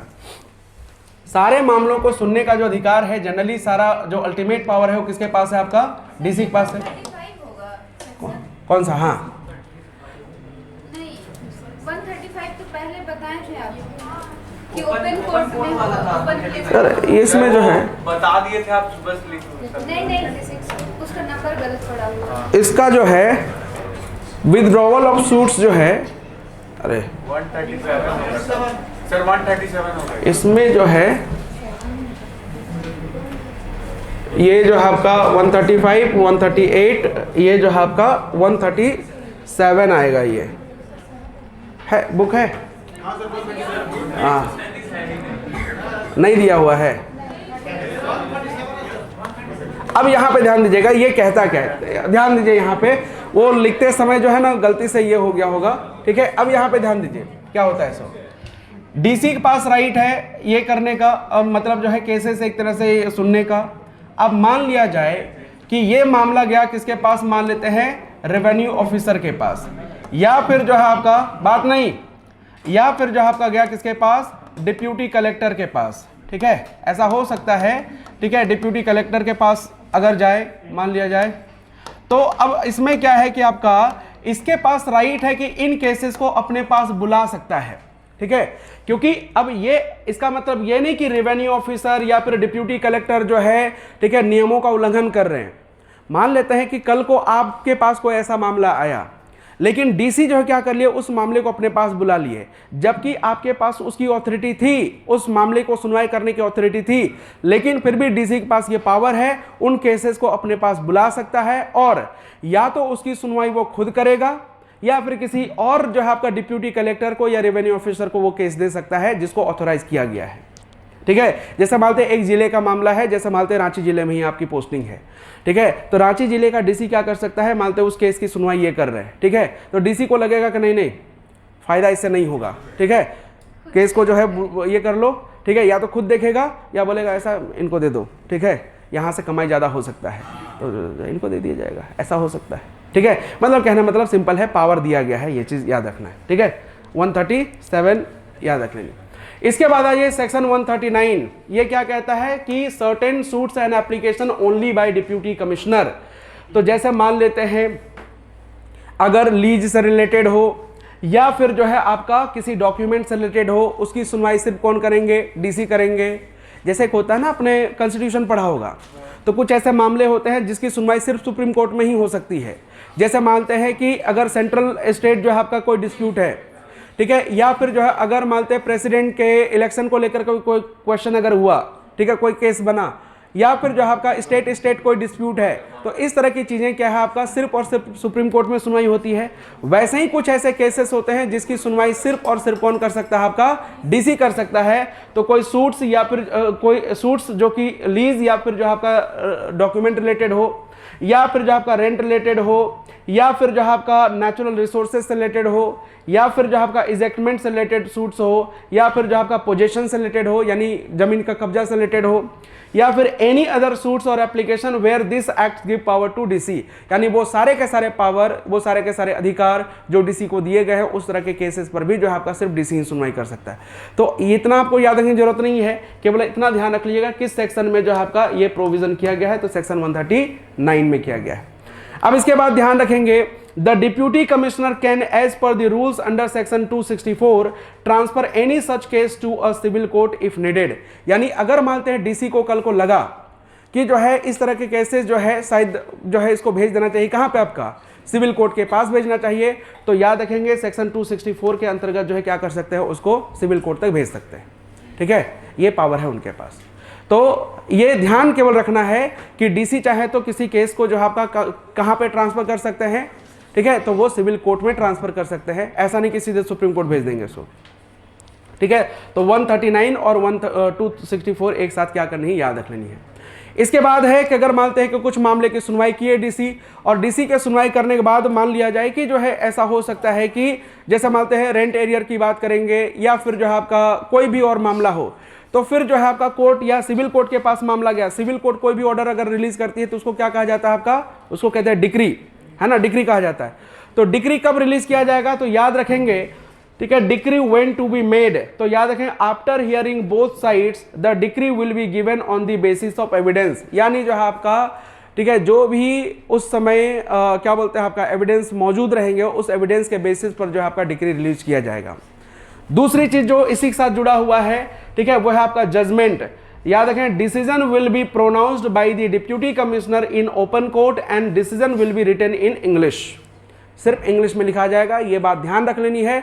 किसी जैसे क्या होता है ना कि अगर रिकॉर्ड ऑफ राइट अगर बना, उसका ड्राफ्ट जो पब्लिश होता है वो होता है आपका क्या, वहाँ के स्थानीय न्यूज़पेपर में, यानी जो स्थानीय भाषा वहाँ पे चलता है उसके आधार पर। लेकिन जो डिसीजन होगा, ठीक है, डीसी का, वो किस में लिखा जाएगा, इंग्लिश में लिखा जाएगा, ठीक है। जबकि हमको लगता है कि इसको जो है आपका स्थानीय ये में लिखना चाहिए था, जिससे सामने वाले को समझ में आए। और ऐसे कानूनी वर्ड्स का यूज होता है ना कि अगर हिंदी में भी लिख दें तो आप समझ ही नहीं पाएंगे, ठीक है। मेरे गांव में ऐसा ही एक मामला आया, ठीक है। एक बहुत बड़ा प्लॉट का ये था जिसमें एक तरह से अभी मान लेते हैं कि अभी पोजीशन किसी और का है, लेकिन जो है उसका ओरिजिनल रैयत कोई और है। ओरिजिनल रैयत ने क्या कर दिया, केस कर दिया। अब केस जो है आपका गया किन के पास, ठीक है, केस का कॉपी एक तरह से आया उनके पास कि ये मामला के साथ जो है आपको केस किया गया है। अब वो पढ़ के जो पूरे गाँव वाले परेशान हो गए, समझ ही नहीं पा रहे हैं कि क्या लिखा हुआ है, ठीक है। नहीं, सही बता रहा हूँ, ठीक है। अब वकील साहब को अगर दे दिया जाए तो गांव का जो वकील था वो भी जो है परेशान, बता ही नहीं पा रहा। वो सिंपल पूरा पढ़ के बता ही नहीं पा रहा है कि आखिर पूरा क्या है। सो वो सीधे सीधे बोल रहा है, देखिए ऐसा ऐसा मामला है, उसका अधिकार है इसलिए ये केस किया, बस वही चीज़ है इसमें। अब जो है अब परेशान हो गए तो मुझे कॉल किए, अब सही बता रहा है, एकदम रियल घटना है, हाँ। मुझे कॉल किए कि ऐसा ऐसा सिचुएशन आया है। मैं बोला ठीक है, केस का कॉपी भेजिए हमें।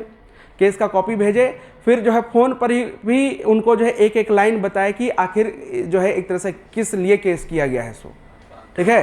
तो फिर जो है बोले कि अब समझ में आया हाँ कि क्या है क्या नहीं। सो तो फिर उस समय जो है मुझे कई सारे लीगल जो टर्म होते हैं ना, ठीक है, कुछ नए चीज़ें जो मेरे लिए भी बिल्कुल नया था, तो फिर जो है उसको पहले एक तरह से मैंने भी देखा कि आखिर क्या है ये, उसके बाद फिर उनको बताया कि आखिर ये चीज़ कहता है ये, ठीक है। तो होता क्या है ना, हाँ पी क्यों लेंगे, लाइक अपने ही ये रिलेटिव में थे तो क्या ही एक तरह से लेंगे ना, ना हर चीज़ के लिए पैसे थोड़े, हर चीज़ के लिए पैसे थोड़ी लिए जाते हैं भाई, ठीक है। अब आते हैं आपका कुर्की और विक्रय से छूट, जो सेक्शन 186 कहता है। अब मान लेते हैं आपका जो है लगान बाकी है, आपने लोन लिया था वो बाकी है, ठीक है। तो किस केस में जो है आपका अटैचमेंट किया जाएगा और किन किन चीज़ों का अटैचमेंट किया जाएगा, किन किन चीज़ों का अटैचमेंट नहीं किया जाएगा, ये सारा चीज़ दिया गया है। पहली चीज़, ठीक है, मान लेते हैं मैंने कोई बड़ा सा लोन लिया हुआ है, चुका नहीं पाया, तो ऐसा नहीं होता है कि एकदम से तुरंत से जो है आपका अटैचमेंट होगा। सो उसके लिए पूरी की पूरी प्रक्रियाएं होती है। पहली चीज़, अगर मैंने लोन नहीं दिया, पहला इंस्टॉलमेंट नहीं दिया, सेकेंड इंस्टॉलमेंट नहीं दिया, थर्ड इंस्टॉलमेंट नहीं दिया, तो 3 महीने के बाद उसे एनपीए डिक्लेयर कर दिया जाता है, नॉन परफॉर्मिंग असेट्स। इकोनॉमी पढ़ाई होगा आपने, ठीक है। उसके बाद फिर क्या आएगा, बैंक की तरफ से आएगा नोटिस, ठीक है, कि जो है आपका जो भी एक तरह से बकाया है उसको आप ये कर दीजिए। ऐसे नोटिस पर नोटिस आएगा, नोटिस पर नोटिस आएगा, और उसके बाद फिर जो है आपका बैंक अल्टीमेटली फिर बाद में क्या कहेगी कि ठीक है चलो सेटलमेंट कर लेते हैं, कि इंटरेस्ट रेट को छोड़ दीजिए, कम से कम जो पैसा एक तरह से जो प्रिंसिपल अमाउंट है वो कम से कम दे दीजिए। अगर आप वो भी देने के लिए रेडी नहीं है, मान लिया जाए ऐसा हो सकता है, तब जाके जो है क्या होगा आपका, ठीक है, बैंक करेगी सूट फाइल, ठीक है, यानी आपके ऊपर हो जाएगा केस। केस होगा तो फिर आएगा कोर्ट का नोटिस, ठीक है। वैसे ही आप मतलब एक नोटिस से नहीं होता है, एक आएगा, 2 आएगा, 3 आएगा, ऐसे करके ये आता जाएगा। उसके बाद जब फाइनल नोटिस आएगा किसका, आपका अटैचमेंट का, कि बैंक के पास अब कोई ऑप्शन नहीं है, तब जाके बैंक क्या करेगी, कुर्की करेगी, यानी अटैचमेंट करेगी, आपकी जो संपत्ति है उसको क्या करेगी, आपका सीज कर लेगी। तो अब उसमें क्या क्या चीज़ें होंगी, अब मान लेते हैं मेरे घर हो रहा है क्या, आपका कुर्की, ठीक है, सिर्फ इसलिए क्योंकि मैंने लोन अमाउंट एक तरह से चुकाया नहीं। तो सबसे पहली चीज़ कि घर में जो भी एक तरह से ये हैं, घर के जो सामान होते हैं, ठीक है, उसमें से कुछ एक चीज़ें छोड़ करके सारा चीज़ लेके जाएंगे, ठीक है। घर भी छोड़ सकते हैं, लेकिन किस केस में, अगर जिस जमीन पर घर बना हुआ है उसका रेंट बकाया नहीं रहना चाहिए। अगर जिस जमीन पर घर बना हुआ अगर उसी का रेंट बाकी है तो घर भी जो है आपका ये कर लिया जाएगा, सीज कर लिया जाएगा, ध्यान रखेंगे। तो पहली चीज़ ध्यान रखेंगे, जितने भी कपड़े वगैरह होते हैं ना वो उसका अटैचमेंट नहीं होगा, ठीक है, जितने भी कपड़े होते हैं उसका अटैचमेंट नहीं होता है। इसके अलावा कि इतना चीज़ रहने दिया जाता है जिससे आप खाने पीने के लिए जो है आपको भूखे ना रहना पड़े, ठीक है, मतलब खाने पीने की चीज़ें भी रहने दी जाती हैं। अगर घर में नौकर चाकर रखे हुए हैं तो क्योंकि नौकरों की कोई गलती नहीं है तो उनकी जो सैलरी है उसका भी अटैचमेंट नहीं होगा, ठीक है। दूसरी चीज, अगर आप नौकरी पेशा वाले व्यक्ति हैं, आपको कोई पेंशन मिल रहा है, कोई ग्रेचुइटी मिल रही है, ठीक है, या किसी भी तरह का कोई और अगर जो है पैसे वैसे मिल रहे हैं, तो उसका भी अटैचमेंट नहीं होगा, भले वो मिल रहा है या फिर मिलने वाला है, ठीक है। फ्यूचर में जो आपके सोर्स ऑफ इनकम होने वाले हैं उस पर उसका भी अटैचमेंट नहीं होगा। फ्यूचर में कहने मतलब मान लेते हैं आपने कहीं पर जो है क्या किया, आपका कुछ इन्वेस्टमेंट किया हुआ है, ठीक है, तो वो जो इन्वेस्टमेंट है वो क्या आपका फ्यूचर एक तरह से इनकम होने वाला है, ठीक है, तो उसका भी अटैचमेंट नहीं किया जाएगा। इसके अलावा अगर घर में जो डॉक्यूमेंट्स वगैरह आपने रखा हुआ है जिसमें हिसाब किताब सारा करते हैं कि हाँ ठीक है पर डे दूध 1 लीटर लेते हैं, ठीक है, अखबार, चीनी, ये वो, मतलब जो एक तरह से जो अकाउंट जो बुक होता है बेसिकली जिसको हम लोग बोलते हैं, ठीक है, अकाउंट बुक जो आपने रखा हुआ है उसका भी अटैचमेंट नहीं किया जाएगा। तो कुछ बेसिक चीजें हैं जिसका अटैचमेंट नहीं होता है, बाकी सारा चीजें एक तरह से क्या करेंगे, कुर्की कर लिया जाएगा। क्या क्या है, तो clothes and bedding of person, their spouse and children, यानी जो आपका पति पत्नी, ठीक है, बच्चे, ठीक है, उनके कपड़े और जो आपका जो बिस्तर वगैरह होगा उसका अटैचमेंट नहीं किया जाएगा। Farming tools, seeds and cattle needed for the person to earn a living as a farmer, ठीक है, as decided by the deputy commissioner. Deputy commissioner को अगर लगेगा कि ठीक है घर में जो खेती बाड़ी करने वाले जो सर सामान है उसको क्या कर दो, छोड़ दो, वो रहेगा वहीं पे, ठीक है, बीज वगैरह है वो सब रहेगा। Materials of houses and building used by the agriculturist, तो अगर मानते हैं कि कृषि के लिए जो प्रयोग किए जाने वाले किसान के मकान या भवन की जो सामग्री होती है उसका भी अटैचमेंट नहीं होगा, ठीक है। इसके अलावा क्या है, बुक्स ऑफ अकाउंट यानी जो फाइनेंशियल रिकॉर्ड है उसका अटैचमेंट नहीं होगा। Rights of personal services like जो है पर्सन जॉब और role which can not be sold, यानी जो अगर नौकरी कर रहा है तो वो तो उसका अटैचमेंट नहीं किया जा सकता है, ठीक है, ये चीज है। इसके अलावा गवर्नमेंट स्टाइपेंड्स, पेंशन और ग्रेचुइटीज इंक्लूडिंग पॉलिटिकल पेंशंस, ठीक है, wages of workers and domestic helpers, right to future income. However, materials of houses and building can be attached or sold if the court degree is for unpaid rent, यानी अगर उसी जमीन के लिए अगर लगान बकाया है और कोर्ट ने ऑर्डर दिया है तो हो सकता है बिल्डिंग मटेरियल भी उठा के ले जा सकते हैं, ठीक है, ये जो है ध्यान रखनी है, ठीक है, ये ध्यान रखनी है। अब सेक्शन 186 ए क्या कहता है, ये कहता है कि if a court decree is issued against a tenant और subtenant for arrears of rent then the tenant can not be sent to jail for not paying the rent, यानी अगर मानते हैं लगान बकाया है तो उस आधार पर जो है टेनेंट को कभी जेल नहीं होगा, ठीक है, अटैचमेंट किया जा सकता है, उसको जेल नहीं होगा। और इसलिए आपने देखा होगा टेनेंट के लिए अभी तक से कहीं पर भी कोई जेल का प्रोविजन नहीं है। एक जगह है, कहां पे याद है, सिविल कोर्ट में नहीं, सेक्शन 72 भी आपने पढ़ा होगा, उसमें कहा है कि अगर मान लेते हैं कि जमीन का ट्रांसफर फ्रॉड तरीके से किया है, ठीक है, चाहे वो लैंडलॉर्ड हो चाहे आपका टेनेंट हो, अगर उसने फ्रॉड तरीके से किया है तो उसको जेल भेजा जा सकता है। यहां पे बाकी कहीं पर भी आपने नहीं देखा होगा, आप पीछे जाइए ना, वहां पे 71, 71A और 71B में आप देखिए वहां पे होगा, ठीक है, कि फ्रॉड तरीके से अगर जो आपका, ठीक है, ट्रांसफर किया गया होगा तो।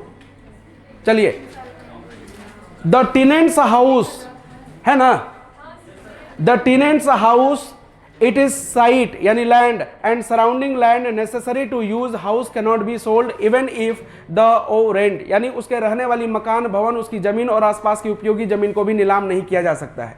लेकिन किया जाएगा कब, जब उसी जमीन का अगर लगान बकाया हो, जिस जमीन पर घर बना हुआ है तो किया जाएगा, अदरवाइज कभी नहीं किया जा सकता। तो टेनेंट को ना तो जेल भेजा जा सकता है और नहीं जो उसके रहने वाली मकान, उसके आसपास की जो जमीन, उसका जो है किसी तरह से अटैचमेंट या नीलाम होगा।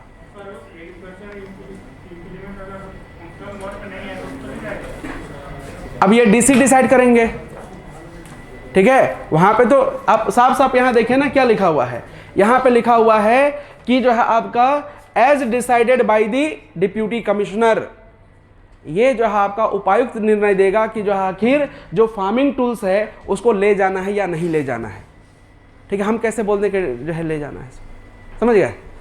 चलिए, या आप भी नहीं बोल सकते जब तक से डीसी ना बन जाए। सेक्शन 191 क्या कहता है, तो ये कहता है आपका, ठीक है, procedure when judgment debtor is arrested, तो ध्यान रख लीजिएगा। पहला चीज है इसमें सिचुएशन ही एक तरह से समझ लीजिए, ये कहता है कि the debtor determined in execution of the decree relating to payment of any money may be arrested, the following condition apply for this, यानी जो अगर किसी भी अमाउंट का अगर क्या करना है, बकाया को वसूली करना है, ठीक है। तो उससे रिलेटेड अगर किसी तरह का कोई डिक्री अगर जो है आता है तो ध्यान रख लीजिएगा, जो जिसने लोन लिया हुआ है, ठीक है, जिसको निर्णीत ऋणी कहते हैं, उसको गिरफ्तार किया जा सकता है। लेकिन इसके लिए क्या होगा, ठीक है, कुछ कंडीशन है। पहला, if he does not immediately deposit the entire amount in the court. अगर मान लेते हैं जितना अमाउंट एक तरह से है, अगर उसने तुरंत कोर्ट में जमा कर दिया तो उसको गिरफ्तार नहीं किया जाएगा, पहला चीज, ठीक है। लेकिन इसका उल्टा उतना ही सही है कि अगर उसने जमा नहीं किया तो उसको तुरंत गिरफ्तार किया जा सकता है, ठीक है। दूसरी चीज, do not arrange the amount to be paid to the transaction, यानी लेन देन को जिसने एक तरह से पैसे दिया है उसके लिए तुरंत पैसा का जुगाड़ ना कर दे, ठीक है। मान लेते हैं कि आपके पास ये हुआ, आया ऑर्डर आया और आपने बोला कि ठीक है, दोस्त को कॉल किया, भाई जो है 10 करोड़ रुपया चाहिए, वो जो है उधार लिया था वो देना है, ठीक है। सामने वाला को विश्वास हो गया, चलो ठीक है जुगाड़ कर दिया है ये, तो उसकी गिरफ्तारी नहीं होगी। तीसरा कंडीशन क्या कहता है, fails to convince the deputy commissioner that at present he is not capable of making the payment. हाथ गोड़ पड़ के बोलते माई बाप अभी नहीं सकेंगे हम देने के लिए, ठीक है। कुछ दिन पहले ही जो है आपका किडनी का ऑपरेशन करवाया है, ठीक है, दादी के घुटनों का इलाज करवाया है, तो सारा पैसा हो गया है खत्म, ठीक है। अभी मेरे पास जो है, ठीक है, इन 2 आंखों के अलावा और कुछ नहीं बचा है सुरक्षित। तो फिर हो सकता है कि डीसी जो है क्या हो जाए, कन्विंस हो जाए, बोले अरे गरीब आदमी है छोड़ दो यार, ठीक है। तो उस केस में क्या होगा आपका, मैं सिचुएशन समझने की बात कर रहा हूं, ठीक है, कि सिचुएशन को समझिए कि आपको अगला यकीन दिलवा दे कि अभी हम पैसा अरेंज कर ही नहीं सकते हैं, चाहे मेरा जान ही क्यों ना ले लीजिए, तो उसको अरेस्ट करने का कोई फायदा है? कोई फायदा नहीं है। और बैंक वाले भी जब आपको बता रहे हैं, बैंक में भी जब ऐसा सिचुएशन आता है ना कि अगला जो है आपका लोन अमाउंट देने के लिए कैपेबल ही नहीं है, चाहे इसको जेल में डाल दें तो भी हमारा लोन तो मिलेगा नहीं, तो बेटर होता है कि वो कॉम्पनसेशन कर ले, ये क्या करते हैं आपका ये सेटलमेंट कर लेते हैं कि ठीक है भैया, जो कम से कम इंटरेस्ट ना सही, कम से कम जो है प्रिंसिपल अमाउंट तो दे दो। आप सिचुएशन को समझिए, अगर किसी को जेल भेजवा दिया कोई फायदा हुआ? कोई फायदा नहीं हुआ। तो बेटर है कि जो उसके साथ सेटलमेंट कर लीजिए। तो वही चीज आपका यहाँ पर कि अगर डीसी को विश्वास दिला दे कि हम अभी देने के लिए मेरे पास फुटी कौड़ी नहीं है, ठीक है, खुद 4 दिन से भूखे पड़े हुए हैं, डीसी को यकीन हो जाए तो उसकी गिरफ्तारी नहीं होगी, ध्यान रखेंगे। The arrested debtor can be kept in jail for a maximum of 6 weeks for payment of amount up to ₹50 और for a maximum of 6 months for payment of more amount. यानी अगर मानते हैं 50 रुपया तक का अगर अमाउंट का जो है मामला है, अब आपके 50 रुपया कोई अमाउंट होता है? आज की बात नहीं कर रहे, 1908 की बात कर रहे हैं, उस समय 50 रुपया बहुत होता था, समझ गए। तो 50 रुपया का अमाउंट अगर मान लेते हैं तक का मामला है तो उसको जो है कितना, तो ध्यान रख लीजिएगा 6 सप्ताह तक उसको जेल में रखा जा सकता है। 6 सप्ताह तक, हो सकता है 15 दिन रख ले, हो सकता है 20 दिन रख ले, या हो सकता है कि 1 महीना रख ले, लेकिन ये मैक्सिमम जो है आपका 1.5 महीने तक जा सकता है, उससे ज़्यादा नहीं जाएगा। लेकिन अगर 50 रुपये के ज़्यादा का अमाउंट है तो फिर क्या होगा आपका, उसको जो है आपका 6 महीने का जेल हो सकता है, 6 महीने का जेल हो सकता है। अब आप कहेंगे कि अगर जेल से फिर छूट के आया तो क्या होगा, जेल हो गया उसको, ठीक है। तो पहली चीज, अगर मान लेते हैं कि जेल हो गया तो फिर दोबारा जेल उसको नहीं होगा। लगान तो बाकी ही है, जो बकाया है वो तो है ही, लेकिन फिर भी दोबारा जेल उसको नहीं होगा, पहला चीज। दूसरा चीज, अगर डीसी को यह लगता है कि सामने वाला एकदम से गरीब आदमी है, ठीक है, और इसका अमाउंट जो मामला था वो 50 रुपये से कम का था, तो बोले जाओ माफ कर दिए। अगर 50 रुपये से कम का है तो डीसी चाहेंगे तो क्या कर सकते हैं, माफ कर सकते हैं।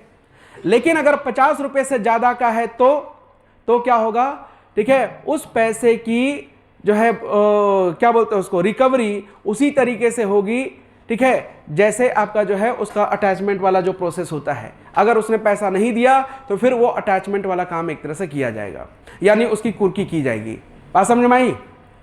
तो पहला चीज ध्यान रख लीजिएगा कि अगर मान लेते हैं कि पहली चीज की किसी को गिरफ्तार कब किया जाएगा या कब नहीं किया जाएगा, तो गिरफ्तार तब नहीं किया जा सकता है जब उसने जो है आपका कोर्ट ने जितना आदेश दिया उतना पैसा तुरंत जो है कोर्ट में जमा कर दे। दूसरा चीज, पैसा अरेंज अगर कर देता है, ठीक है, किसके लिए, जिससे उसने पैसा लिया है उसके लिए अगर तुरंत पैसा अरेंज कर देता है तो गिरफ्तारी नहीं होगी। तीसरा चीज, डीसी को कन्विंस कर दे कि अभी हम पैसा दे ही नहीं सकते हैं, चाहे मेरा जान भी ले लीजिए, तो हो सकता है कि जो उसकी गिरफ्तारी नहीं होगी।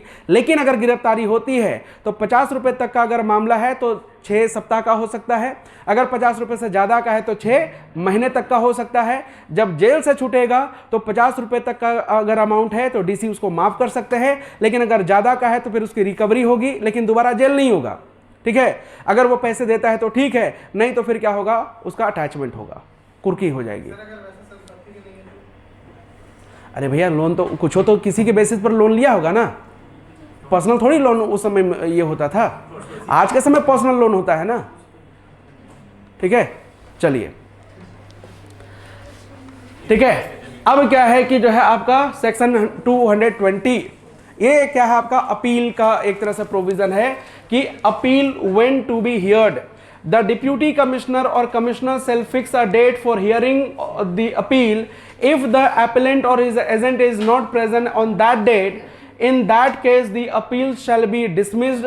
Also if the appellant is present on the date of hearing and the other party is not present, then in that case the hearing will be held ex parte.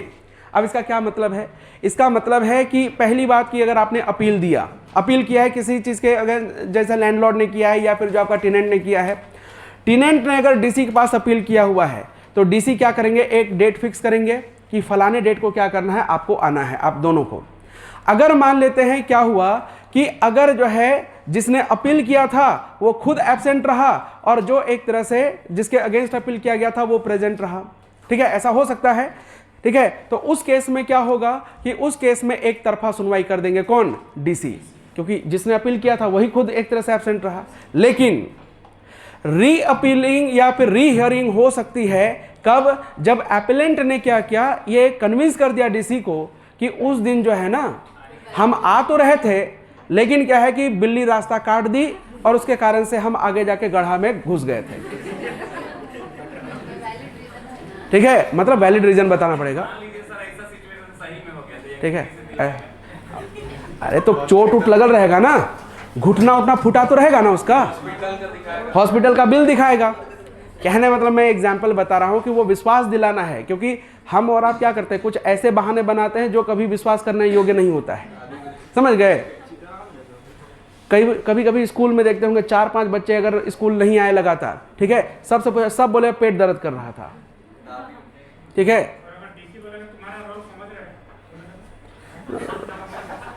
फिर अगला जो है उसका वीडियो शूट करेगा, YouTube पे डालेगा, ठीक है, और फिर उसमें थंबनेल लगाएगा, डीसी और टेनेंट का कारनामा, ठीक है, पूरा देश हैरान। ठीक है, like share and subscribe for more detail. ठीक है, खैर आते हैं यहाँ पे, तो वही चीज़ है, उपायुक्त या आयुक्त अपील पर सुनवाई के लिए एक तिथि का निर्धारण करेंगे। उस तिथि को अपील करता या उसका अभिकर्ता हाजिर न हो, वैसी स्थिति में अपील को खारिज कर दिया जाएगा।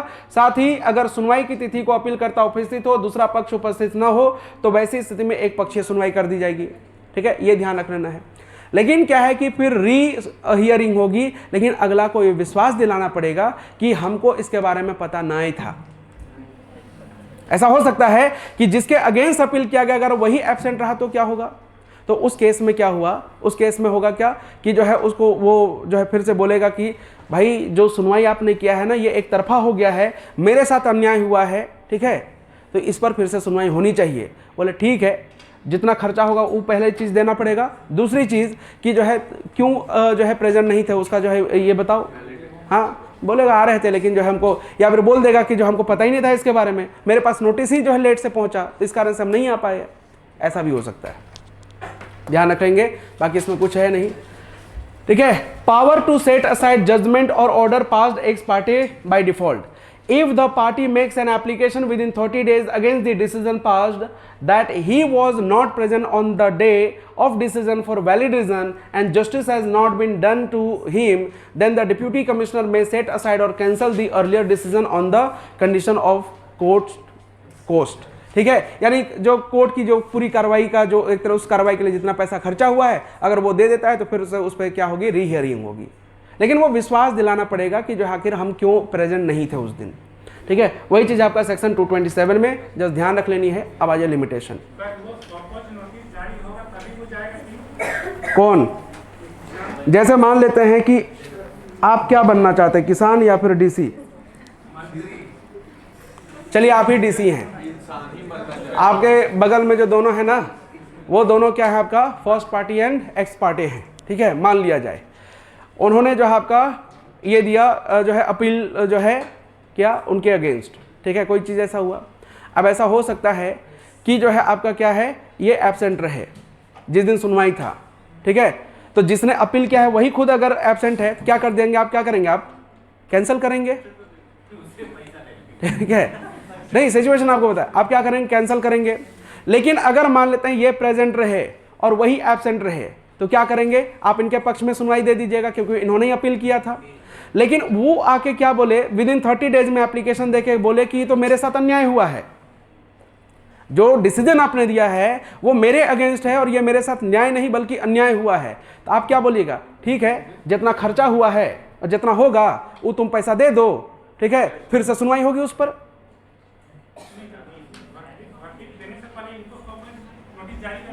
आप उनके उसके लिए नोटिस क्यों जारी कीजिएगा। ठीक है, क्योंकि आपने दोनों को नोटिस भेजा था, आपने नोटिस दोनों को भेजा था कि फलाने डेट को आप लोगों को आना है। लेकिन जिनके अगेंस्ट जो है आपका अपील किया गया था वही अगर ना प्रेजेंट रहे तो आप क्या करें, एक तरफा ही ना सुनवाई कीजिएगा। आपको क्या लगेगा, हो सकता है कि वो दोषी होगा तो इसलिए वो नहीं आया, तो चलो भाई ये जो जिसने अपील किया इसके फेवर में दे देते हैं आपका जो डिसीजन। तो आप क्या करेंगे, उनके फेवर में डिसीजन दे दीजिएगा। ये सिचुएशन है आपका किसमें, 227 में। ठीक है,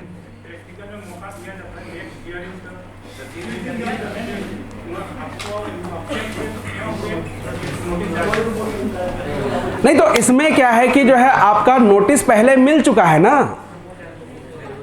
पहले ही नोटिस दे दिया गया कि फलाने डेट को आना है, नहीं आया तो ये आपकी गलती है ना। ठीक है, अब जिसने अपील किया, अगर जिसने मान लेते हैं कि अपील या फिर कंप्लेन किया, जिसने कंप्लेन किया वही अगर खुद प्रेजेंट ना रहे,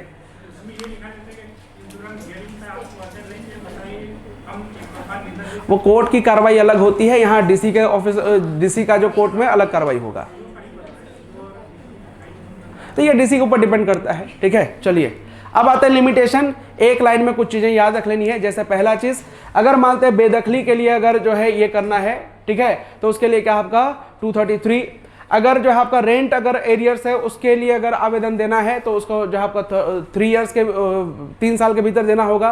अगर मान लेते हैं कि limitation of suits against agent for money और अकाउंट और पेपर्स, कहने का मतलब क्या है कि अगर लैंडलॉर्ड है, लैंडलॉर्ड खुद से रेंट कलेक्ट करने नहीं गया, वो भेज दिया किसको, अपने एजेंट को, और उसने किसी तरह का कोई धोखाधड़ी कर दिया, तो उसके अगेंस्ट क्या करेंगे आप, सूट फाइल करेंगे। कितने सालों के भीतर, 1 साल के भीतर। ठीक है, इसके अलावा कहता है कि limitation of application for recovery of position of holding, यानी अगर मान लेते हैं कि जो है जमीन का अगर जो है क्या करना है आपका, दाखिल जो है एक तरह से हासिल करना है, यानी जमीन का कब्जा वापस पाना है, तो उस केस में क्या करनी है। ठीक है, उसके लिए जो आप 3 साल के भीतर क्या करेंगे, एप्लीकेशन देंगे। ठीक है, तीसरी चीज क्या है आपका, कहता है लिमिटेशन ऑफ सूट्स और application by village headman for recovery of position, यानी जो है आपका ग्राम मुखिया द्वारा अगर जो है मानते हैं कब्जा वापस पाना है तो वो कितने सालों के भीतर आपका ये करेगा, ये भी 3 सालों के भीतर जो है आपका, ठीक है, एज पर सेक्शन 238, ठीक है, वो एप्लीकेशन देगा। हाँ हाँ, बनता है, पिछले बार ही पूछा है एग्जाम में। ठीक है, पिछली बार आया हुआ है, अब देखिएगा। इसके बाद आ जाइए खुटकट्टी, जो मुंडारी खुटकटीदार है उनके लिए, एंड ये one of the most important section है, तो मतलब चैप्टर है, चैप्टर 18। तो मैं भी डायरेक्ट चैप्टर से भी पूछ लिया जा सकता है कि मुंडारी खुटकटीदार के बारे में स्पेशल प्रोविजन किस चैप्टर में है, तो चैप्टर 18 में है। एक एक करके बात करते हैं, बड़ा प्यारा सा चैप्टर है। पहला है आपका क्या कि application of proceeding section to Mundari khuntkattidar tenancies. ये कहता है, बात नहीं, इससे पहले जितने भी हमने धाराएं पढ़ी हैं, जितने भी सेक्शन हमने पढ़ा है, वो सारे के सारे मुंडारी खुटकटीदार के लिए भी क्या होगा, लागू होगा। लेकिन उसको लागू करते समय ये भी ध्यान रखा जाएगा कि इनके लिए जो स्पेशल प्रोविजन किया गया है वो उनके साथ किसी भी तरह का कोई कंट्राडिक्ट न हो। यानी उसके साथ किसी तरह का कोई कन्फ्लिक्ट ना हो, तभी जाके उसको क्या किया जाएगा, आपका लागू किया जाएगा। यानी जो है हमने पीछे जो एक तरह से पढ़ा कि जो है आपका अगर कोई टेनेंट है, अगर उसके पास ऑक्यूपेंसी राइट है तो वो क्या क्या एक तरह से ज़मीन का यूज़ कर सकता है। अगर मान लेते हैं रेंट जो है रिडक्शन करनी है तो वो किस बेसिस पर कर सकता है। अगर मान लेते हैं कि जो है आपका लगान अगर वो पे करेगा तो किस तरीके से लगान पे करेगा, वो सारे के सारी चीज़ें इनके लिए भी लागू होगा। लेकिन इनके लिए जो स्पेशल प्रोविज़न दिए गए हैं वो जो है क्या होना चाहिए, उसके अगेंस्ट नहीं होना चाहिए। अगर मानते हैं दोनों के बीच में कोई कन्फ्लिक्ट होता है तो इनके लिए जो स्पेशल प्रोविज़न किया गया है वही जो है आपका एप्लीकेबल होगा। बात समझे? ये कहता है सेक्शन 239 कहता है, ध्यान रखेंगे। नहीं समझे? समझ गए ना? ठीक है।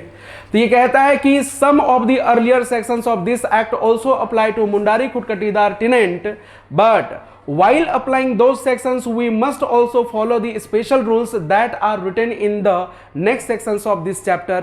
So general rules will apply only if they do not conflict with the special rules made for Mundari khuntkattidars. यानी वो तभी अप्लाई होंगे जब जो है आपका पहले के जो प्रोविजंस हैं और मुंडाओं के लिए जो प्रोविजंस बनाए गए उनके बीच में कन्फ्लिक्ट नहीं होना चाहिए। अगर कन्फ्लिक्ट होगा तो जो प्रोविजन दिए गए हैं वही एप्लीकेबल होगा, पहले वाले जो है अप्लाई नहीं हो सकते। अब कहाँ कहाँ पे आएगा वो एक एक करके हम बात करते हैं। सबसे पहले आ जाइए सेक्शन 240। जैसे क्या है कि आपका जैसे सेक्शन 46 आपने पढ़ा था, सेक्शन 48 आपने पढ़ा है ना, वैसे ही क्या है आपका सेक्शन 240 कहता है कि जो है आपका जो लैंड ट्रांसफर एक तरह से है, ठीक है, उस पर रेस्ट्रिक्शन लगाने का काम करता है। ये क्या कहता है? ये कहता है कि मुंडारी खुटकटीदारी टेनेंसी और any part of it cannot be sold whether by court order और otherwise.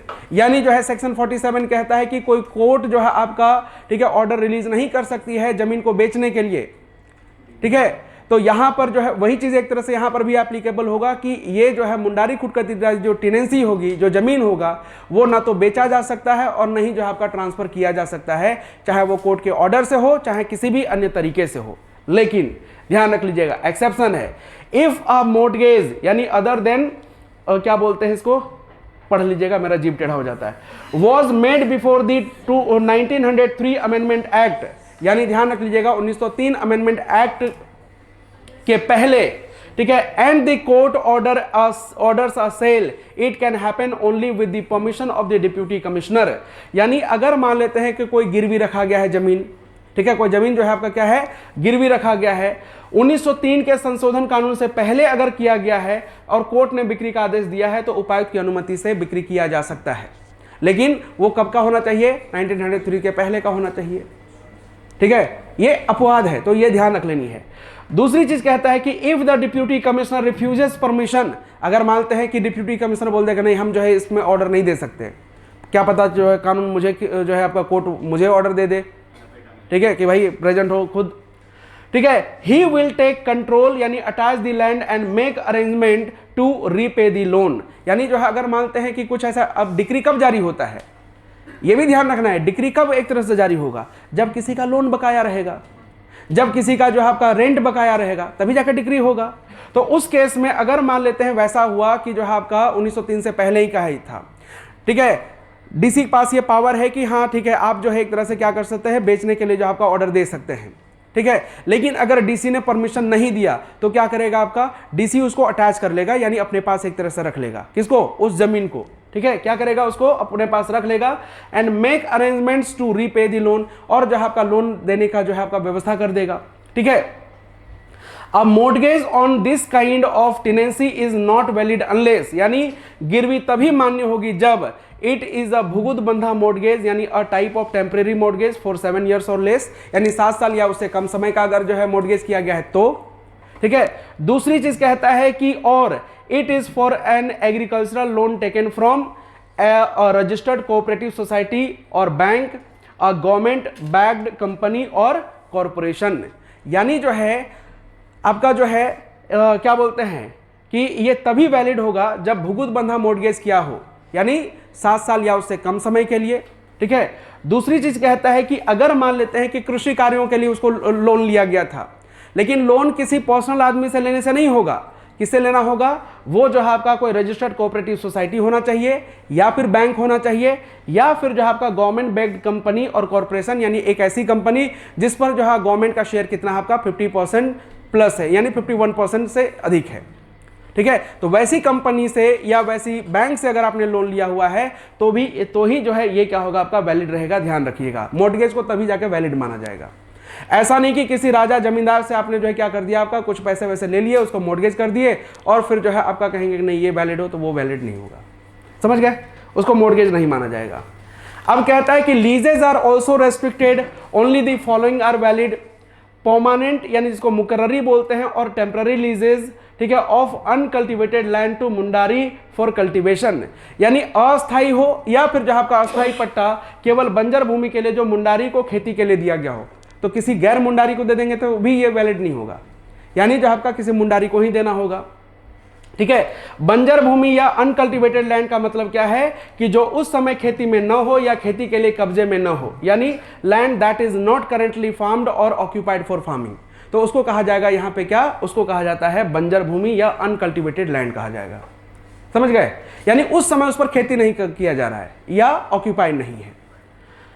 If the land is jointly held by the multiple Mundari खुटकटीदार, all must agree for a valid mortgage or lease, यानी अगर मानते हैं कोई जमीन है उसमें जो आपका क्या है मल्टीपल ये है टेनेंट है, ऐसा होता है ना कई बार, एक जमीन का टुकड़ा है उसको बंटवारा नहीं हुआ है, उसमें कई सारे जो है मालिक हैं उसमें, तो फिर क्या है कि अगर मानते हैं मॉर्गेज करने या लीज पर दे रहे हैं तो उसके क्या होने चाहिए, सबका कंसेंट चाहिए, यानी सबकी सहमति चाहिए, तभी जाके हम उसको क्या कर सकते हैं, मॉर्गेज कर सकते हैं। ठीक है, लेकिन मॉर्गेज भी किसको करेंगे, तो ध्यान रख लीजिएगा वो रजिस्टर्ड कंपनी होना चाहिए या बैंक होना चाहिए, और एग्रीकल्चरल लोन के लिए ही हम मॉर्गेज कर सकते हैं।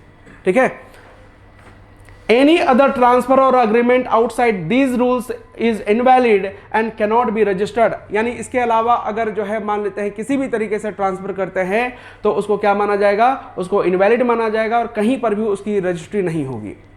ठीक है, These restrictions don't apply to any transfer made before 1903 Act, यानी 1903 से पहले का अगर मानते इस तरह का कोई भी ट्रांसफर किया गया है तो वो क्या है आपका, ठीक है, उसके लिए अप्लाई नहीं होता। यानी जो है आपका 1903 के बाद अगर मानते ट्रांसफर कर रहे हैं तो सिर्फ आप क्या कर सकते हैं, किसी मुंडारी खुटकटीदार को ही दे सकते हैं।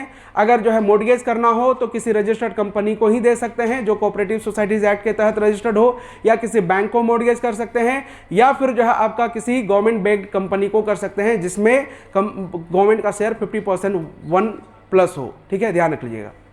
ठीक है, ये जो है क्या है एक तरह से याद रख लेनी है, जो कि मुंडाओं के लिए स्पेशली बना हुआ है, जो एग्जाम में पूछा जाता है। लेकिन 241 कहता है ट्रांसफर फॉर सर्टेन पर्पसेस, यानी कुछ कामों के लिए क्या किया जा सकता है, आपका ट्रांसफर किया जा सकता है। जैसे हमने पीछे भी पढ़ा था कि अगर मानते हैं कोई ऑक्यूपेंसी अगर जो है टेनेंसी है ना, कोई अधिभोगी अगर रैयत है तो वो अपनी टेनेंसी को क्या कर सकता है, आपका सर्टेन पर्पस के लिए ट्रांसफर कर सकता है। जैसे क्या क्या हो सकता है, तो वेलफेयर, ठीक है, वेलफेयर ऑफ द टेनेंसी या बेनिफिट ऑफ द टेन्योर और स्टेट।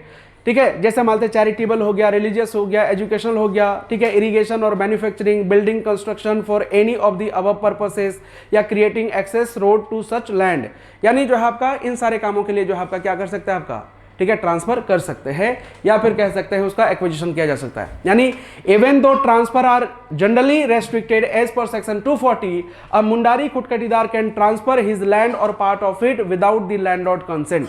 ठीक है, यहाँ पे जमींदार की कोई एक तरह से कंसेंट की जरूरत नहीं होती है, लेकिन but only if the transfer is for reasonable and beneficial purposes related to the welfare of the tenancy, benefit of the tenure और स्टेट, जिसमें से ये कुछ एग्जांपल आपको ध्यान रख लेने। ठीक है, तो कुछ सर्टेन पर्पस के लिए किया जा सकता है, इसमें कोई रेस्ट्रिक्शंस एक तरह से नहीं लगे हुए। क्या चीज बोल रहे हैं,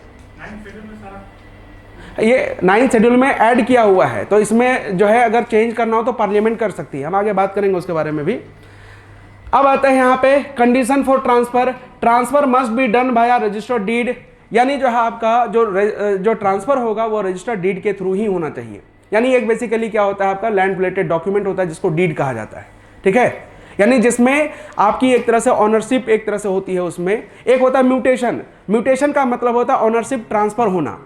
ठीक है, जैसे मानते हैं इन्होंने जमीन बेचा, किसके बेचा, मुझे बेचा, तो अगर म्यूटेशन जब होगा इसका मतलब क्या है कि जो ऑनरशिप राइट जो एक तरह से अगर म्यूटेशन नहीं हुआ है मतलब वो ऑनरशिप राइट मुझे ट्रांसफर नहीं किया गया है।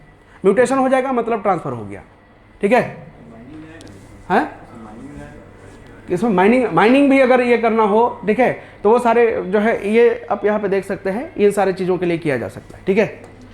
इसके बाद जो है आपका, ठीक है, पहला चीज written consent of the deputy commissioner is compulsory before registration, यानी रजिस्ट्रेशन करने से पहले जो आपका डिप्यूटी कमिश्नर का जो है रिटेन कंसेंट चाहिए, है ना। The deputy commissioner before giving consent must ensure that, यानी वो लिखने से पहले ये देखेगा, क्या देखेगा, लैंडलॉर्ड एंड को शेयरर आर पेड एडिक्वेट कॉम्पनसेशन, यानी जो है अगर मान लेते हैं चैरिटेबल पर्पस के लिए ही अगर ट्रांसफर किया जा रहा है तो अगर कोई कॉम्पनसेशन का प्रोविजन है तो वो कॉम्पनसेशन एक तरह से उनको मिला है या नहीं मिला है, ठीक है, ये देखा जाएगा। If only part of the land is being transferred the DC can divide the dues between the original tenant and the new transferee, यानी अगर जमीन का केवल कुछ हिस्सा हस्तांतरित किया जा रहा हो तो उपायुक्त लगान या अन्य देवताओं को पुराने किराएदार और नए भूस्वामी में बांट सकता है। इसका मतलब यह हुआ कि अगर मान लेते हैं कि जमीन इतना है और इतना ही ट्रांसफर किया जा रहा है तो पूरे जमीन के लिए कुछ ना कुछ रेंट लगता होगा, ठीक है। तो भाई यहां पर लैंड का जितना डिवीजन हुआ है, ठीक है, लैंड का जितना डिवीजन हुआ है तो उस बेसिस पर क्या होगा, आपका रेंट का भी डिवीजन होगा। तो ये कौन डिसाइड करेंगे, ये जो आपका डीसी डिसाइड करेंगे, और यहां पे क्या होगा, आपका ओल्ड टेनेंट होगा और ये कौन होगा, आपका न्यू टेनेंट होगा। तो दोनों के बीच में इस चीज का क्या होगा, आपका डिवीजन कर दिया जाएगा, राइट। ये ध्यान रख लेनी है।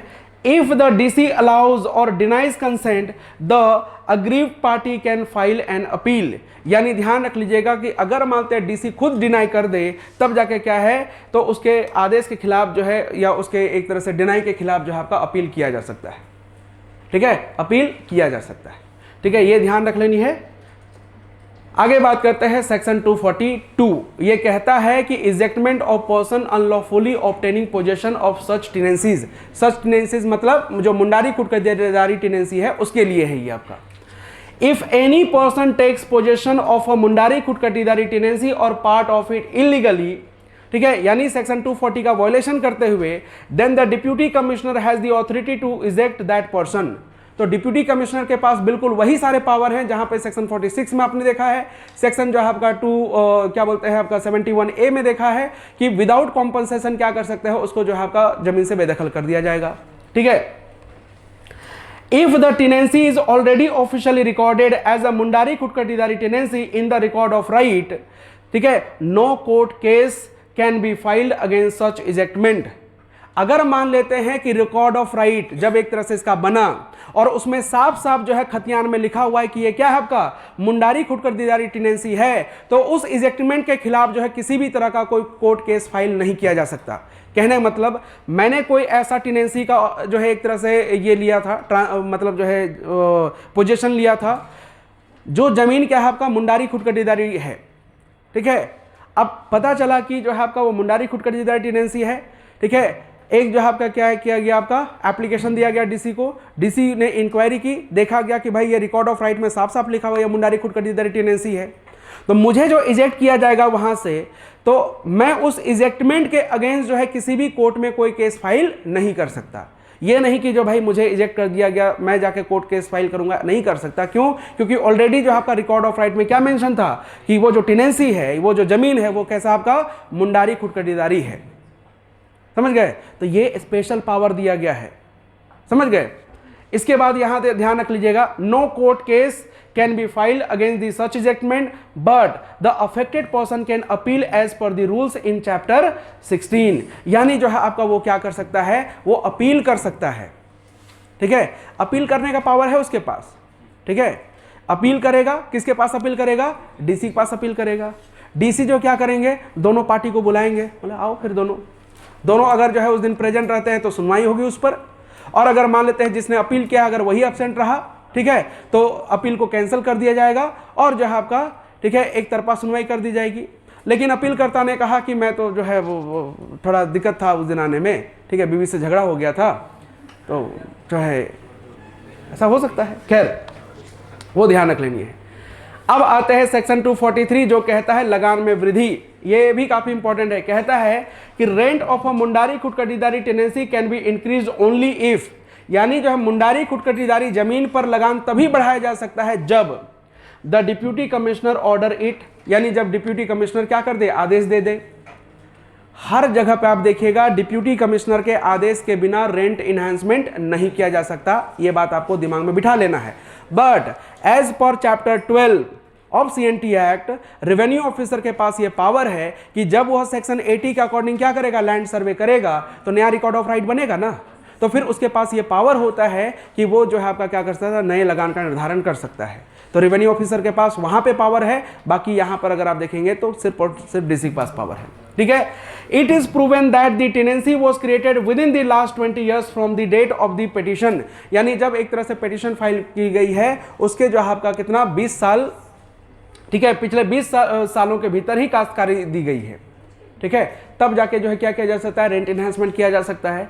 यानी यह सिद्ध हो गया हो कि जमीन पिछले 20 वर्षों के भीतर काश्तकारी में दी गई है, यानी किसी को एक तरह से वो जमीन का एक तरह से कह सकते हैं कि खेतीबाड़ी करने के लिए दिया गया है, तो फिर जो है आपका रेंट इन्हांसमेंट किया जा सकता है। यहाँ पे 20 साल का है, ध्यान रखेंगे। Even then increase in rent cannot be more than half of what a रैयत with occupancy right would pay for the same land। यानी जो है इन्हांसमेंट तो करने का पावर दे दिया गया, किन किन केसेस में, तो पहला केस ये कर दिया गया कि जो है अगर मान लेते हैं डिप्यूटी कमिश्नर ने ऑर्डर दे दे, और दूसरा चीज ये पता चले कि नहीं ये जो है एक तरह से एप्लीकेशन दिया गया है उसके पिछले 20 सालों के भीतर ही जो है आपका टेनेंसी क्रिएट की गई है, तो इन्हांसमेंट किया जाएगा।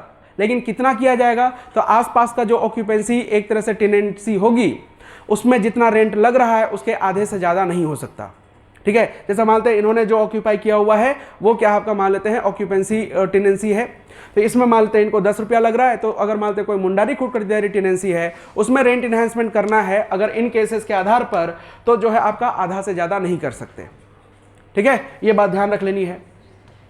The procedure for increasing rent will follow the rules mentioned in section 28 to 30। यानी जो है आपका क्या है, सेक्शन 28 में क्या है, सेक्शन 28 कहता है कि इसके लिए लैंडलॉर्ड को क्या करना पड़ेगा, एप्लीकेशन देना पड़ेगा, एप्लीकेशन देना पड़ेगा। एप्लीकेशन दिए, सेक्शन 29 में क्या आपका प्रोसीजर है कि डीसी कौन कौन से एक तरह से प्रोसीजर अपनाएंगे, मतलब डीसी क्या करेंगे, पहले इंक्वायरी करेंगे, और इंक्वायरी करने के बाद फिर क्या होगा, fair and equitable rent decide करेंगे, और फिर सेक्शन 30 के अकॉर्डिंग क्या होगा, उसकी रिकवरी की जाएगी। लेकिन रिकवरी किस आधार पर की जाएगी, अगर मान लेते हैं कि रेंट इन्हांसमेंट जो हुआ है अगर वो बहुत ज़्यादा हुआ है और टेनेंट को ये लगता है कि भाई हमसे इतना एक ही बार में नहीं दिला पाएगा, तो तब जाके एज पर सेक्शन 30 क्या होगा, ग्रेजुअल इन्हांसमेंट होगा। कितने सालों तक के लिए बढ़ेगा, वो 5 सालों के लिए ही बढ़ सकता है, जब तक से जितना इन्हांसमेंट हुआ है उस लेवल को टच न कर जाए। बात समझ में आई, ठीक है। 28, 29, 30 तो यही कहता है ना, तो ये ध्यान रख लेनी है, ठीक है। आगे बात करेंगे तो वह आपका सेक्शन 244 जो कहता है recovery of arrears of rent under the certificate procedure where there is a record of right, यानी प्रमाण पत्र प्रक्रिया के अधीन लगान के बकाये की वसूली कैसी होगी। तो ध्यान रखेंगे, after the preparation of the record of right if the rent of any Mundari khuntkattidari tenancy remains arrear then no suit can be made in any court for this recovery. इसका मतलब क्या हुआ, अगर मान लेते हैं कि जो है आपका नया जो है एक तरह से लैंड सर्वे हुआ और नई रिकॉर्ड ऑफ राइट बनी और उसमें पता चला कि इसका तो पहले से ड्यूज था, लेकिन किस तरह की टेनेंसी है, मुंडारी खुद का टेनेंसी है, तो उसके रिकवरी के लिए कोई जो है आपका कोर्ट केस नहीं होगा, ध्यान रख लीजिएगा। किसी भी तरह का कोई सूट फाइल नहीं किया जाएगा, यह है आपका जो है किसके लिए, मुंडारी खुद खरीदारी के लिए स्पेशल प्रोविजन है। अब आप कहेंगे कि नहीं तो ये तो सूट फाइल करने का ऑप्शन है ही, अगर रेंट की रिकवरी करनी हो तो जो है आपका क्या कर सकते हैं, सूट फाइल कर सकते हैं ना, कर सकते हैं, लेकिन यहां पे ये नहीं है। आप कहेंगे कि तो ये तो फिर जो है आपका क्या हो गया आपका, ठीक है, ये तो फिर जो है आपका कन्फ्लिक्ट हो रहा है। तो मैंने पहले ही कहा है पीछे के जो है आपका सेक्शंस तभी जो है एप्लीकेबल होंगे जब मुंडारी कुटकटीदारी के लिए जो स्पेशल प्रोविजन किए गए हैं उनके साथ कोई कन्फ्लिक्ट ना हो, ध्यान रखेंगे, है ना। जैसे इंटरव्यू वगैरह में आपको फंसा सकता है, ये बताओ जी ऐसा ऐसा बात है, ठीक है, तो वहां पर अगर ध्यान ना रहे तो सीधे बोल दीजिएगा, क्या बोलिएगा कि जो मुंडारी खुदकटीदारी टेनेंसी के लिए जो प्रोविजन किए गए हैं अगर वो बाकी अदर सेक्शंस के साथ कोई कन्फ्लिक्ट नहीं करते हैं तभी जाके वो एप्लीकेबल होंगे, ठीक है। तो ये जो आपका मुंडाओं के लिए यही लागू रहेगा। अपने बातों पे एकदम अड़े रहिए, चाहे आप गलत ही क्यों ना हो। अगर वहां पे आप इधर उधर फंसे तो फिर जो है आपको घुमाना शुरू कर देंगे। गलत भी बोल रहे हैं ना, ठीक है, छोड़ दीजिए, बोले कि नहीं सर यही सही है।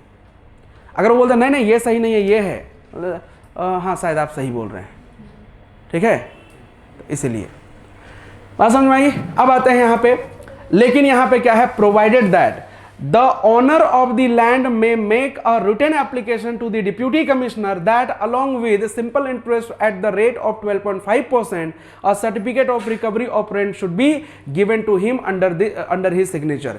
यानी जो है आपका लैंडलॉर्ड क्या करेगा, साइन करके जो आपका डीसी को एक एप्लीकेशन देगा, बोले ठीक है जो कम से कम लगान जो बकाया है ना, ठीक है, उसके रिकवरी के लिए जो है आपका कितना 12.5% का इंटरेस्ट रेट के साथ जो है आपका लगान चुकाने के लिए बोल दीजिए। सूट फाइल नहीं किया जाएगा। अब यहां पे डीसी के ऊपर डिपेंड करता है कि आगे उस पर क्या कार्रवाई करेंगे, समझ गए। लेकिन केस फाइल नहीं होगा, यह बात आप ध्यान रख लीजिएगा। इसके बाद आता है सप्लीमेंट्री प्रोविजंस है कुछ चैप्टर 19 में, जिसमें से आपका एक जॉइंट लैंडलॉर्ड है। इसको थोड़ा सा ऐसे ही पहले समझ लीजिए। अगर मान लेते हैं कि कोई अगर टेनेंसी है, अगर उसका जो है कोई जॉइंट लैंडलॉर्ड है, तो अगर मान लो उसका डिवीजन करना हो, उसको बेचना हो, उसको मोर्टगेज करना हो, कुछ भी करना हो, तो क्या चाहिए, सबका कंसेंट चाहिए, चाहिए ना, सबका कंसेंट चाहिए। बस यही चीज इसमें ध्यान रख लेनी है। इसके बाद सेक्शन 264 कहता है power to make rules to carry out objects of act, यानी इस अधिनियम के उद्देश्यों की पूर्ति के लिए राज्य सरकार क्या कर सकती है, ठीक है, नए नियम बना सकती है, या किसी नियम को अगर विथड्रॉ करना हो तो वो भी कर सकती है। तो सीधा सीधा याद रखना है कि सीएनटी एक्ट में किसी भी प्रकार के नियम बनाने के लिए कौन प्राधिकृत है, ठीक है, कौन ऑथराइज है, तो वह आपका स्टेट गवर्नमेंट। स्टेट गवर्नमेंट किसके अनुसार, तो याद रखेंगे 264 के अकॉर्डिंग। बाकी बात ऐसा नहीं, और नहीं तो कुछ अगर सेक्शन ऐसे हैं जहां पर आपसे पूछा जाएगा तो वहां पे फंस सकते हैं, बोलेंगे कि ये तो स्टेट गवर्नमेंट आपने बताया था। लेकिन अगर मानते हैं सेक्शन 46 हो, ठीक है, सेक्शन 47 हो, 48 हो, 71 हो, 71A हो, 71B हो, ऐसे सेक्शंस के लिए वो सिर्फ और सिर्फ पार्लियामेंट के पास पावर है। अभी आएंगे उस पर भी बात करेंगे। सेक्शन 265 क्या कहता है, power to make rules to procedure on application of the code of civil procedure. यानी जो है यहां पर ध्यान रख लीजिएगा, ये कहता है कि अगर मान लेते हैं कि इस प्रक्रिया को लागू करने के लिए, ठीक है, जो सिविल कोड प्रोसीजर का भी यूज किया जा सकता है, लेकिन कब, जब स्टेट गवर्नमेंट उसके लिए क्या कर दे, आपका ऑथराइज कर दे तब। ये लास्ट ईयर पूछा था कि कब जो है सिविल प्रोसीजर कोड को लागू किया जाएगा, तो जब स्टेट गवर्नमेंट को ऐसा लगे तब। ऐसा नहीं कर सकते हैं जब स्टेट गवर्नमेंट को लग रहा है कि हाँ चलो इसको सिविल जो प्रोसीजर कोड है उसको यूज करना है, तो वो कर सकते हैं, ठीक है। इसके अलावा क्या है, सेक्शन 269 ये कहता है transfer of cases from one revenue officer to another revenue officer, यानी जो डीसी के पास ये पावर है कि एक केस को दूसरे रेवेन्यू ऑफिसर तक जो है ट्रांसफर भी कर सकते हैं अगर उसे ऑथोराइज किया गया है तो। यानी स्टेट गवर्नमेंट ने अगर उसको अथॉरिटी दिए हुए कि हाँ ये फलाना रेवेन्यू ऑफिसर इस तरह के मामले को देख सकता है, तो डीसी के पास ये पावर है कि अगर ये रेवेन्यू ऑफिसर हैं तो इनके ये सुनवाई करे तो वो केस को जो है क्या कर देंगे, इनको ट्रांसफर कर देंगे, बोले ठीक है, हाँ वो सुनवाई कर सकते हैं, ठीक है। तो ये जो है आगे आपको मिलेगा। देखिए जॉइंट लैंडलॉर्ड का वही ध्यान रख लेना है कि when 2 or more people are joint landlord on a land or tenancy, then any action that landlord is supposed to do under this act, like giving permission, filing application, collecting rent, must be done together by all joint landlord, यानी जो है सारे joint landlord के जो है consent से ही होगा, ठीक है। और बाय वन पर्सन यानी agent who is officially authorise, यानी कि कोई एजेंट को ही अपॉइंट कर दे कि भाई हम खुद नहीं एक तरह से कर सकते, मेरा रिप्रेजेंटेटिव जो है देख लेगा सारा चीज, तो वो भी हो सकता है, ठीक है। By all of them to act on their behalf, ठीक है, ऐसा भी तो अपने अपने प्रतिनिधि को भेज दे। So no single landlord can act alone unless they have been given the authority by others, यानी कोई भी अकेले किसी भी तरह का डिसीजन नहीं ले सकता जब तक से किसी ने एक दूसरे को, ठीक है, उसके लिए ऑथोराइज नहीं किया है, ठीक है। जैसे होता है कि मानते हैं ये कोचिंग चल रहा है, 2 लोग मालिक हैं यहाँ पर, ठीक है। अब मानते हैं उन लोगों के बीच में ये जो है आपका डील हुआ कि जो है कोई भी डिसीजन होगा हमें आपस में ही एक तरह से करना है, लेकिन कुछ एक मामले ऐसे हैं बोल दिया कि ठीक है इसमें आप जो है क्या कर सकते हैं, अपना डिस्क्रिशनरी पावर जो है, ठीक है, ले सकते हैं कि भैया जो है हम इसमें ये डिसाइड कर, तो वो चलेगा, ठीक है। तो जब तक से एक दूसरे को कुछ चीज़ों के लिए ऑथराइज न करें तब तक से कोई अकेले डिसीजन नहीं लेगा, ये कहता है आपका सेक्शन 257। इसके बाद है आपका कौन सा 264, power to make rules to carry out the object. तो याद रख लीजिएगा राज्य सरकार कानून बना सकती है, ध्यान रखेंगे, इसमें कुछ है नहीं।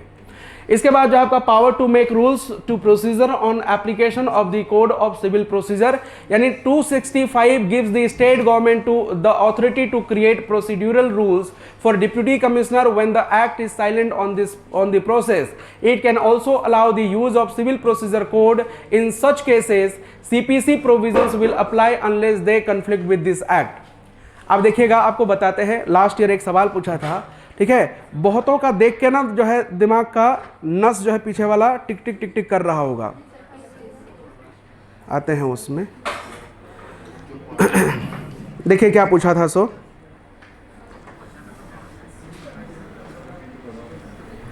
देखिए पूछा था, बात नहीं, देखिए क्या पूछा था। सेक्स जो है पर 94 में है ये क्वेश्चन, 94 में आई थिंक ये में सेट ए में पूछा था, whether the procedure of code of civil procedure 1908 would be applicable for trial before Deputy Commissioner in the matter of Chotanagpur tenancy act 1908। यानी क्या छोटानागपुर काश्तकारी अधिनियम 1908 के तहत सिविल प्रक्रिया संहिता 1908 की प्रक्रिया लागू होगी जब उपायुक्त के समक्ष मामलों का विचारण हो रहा हो।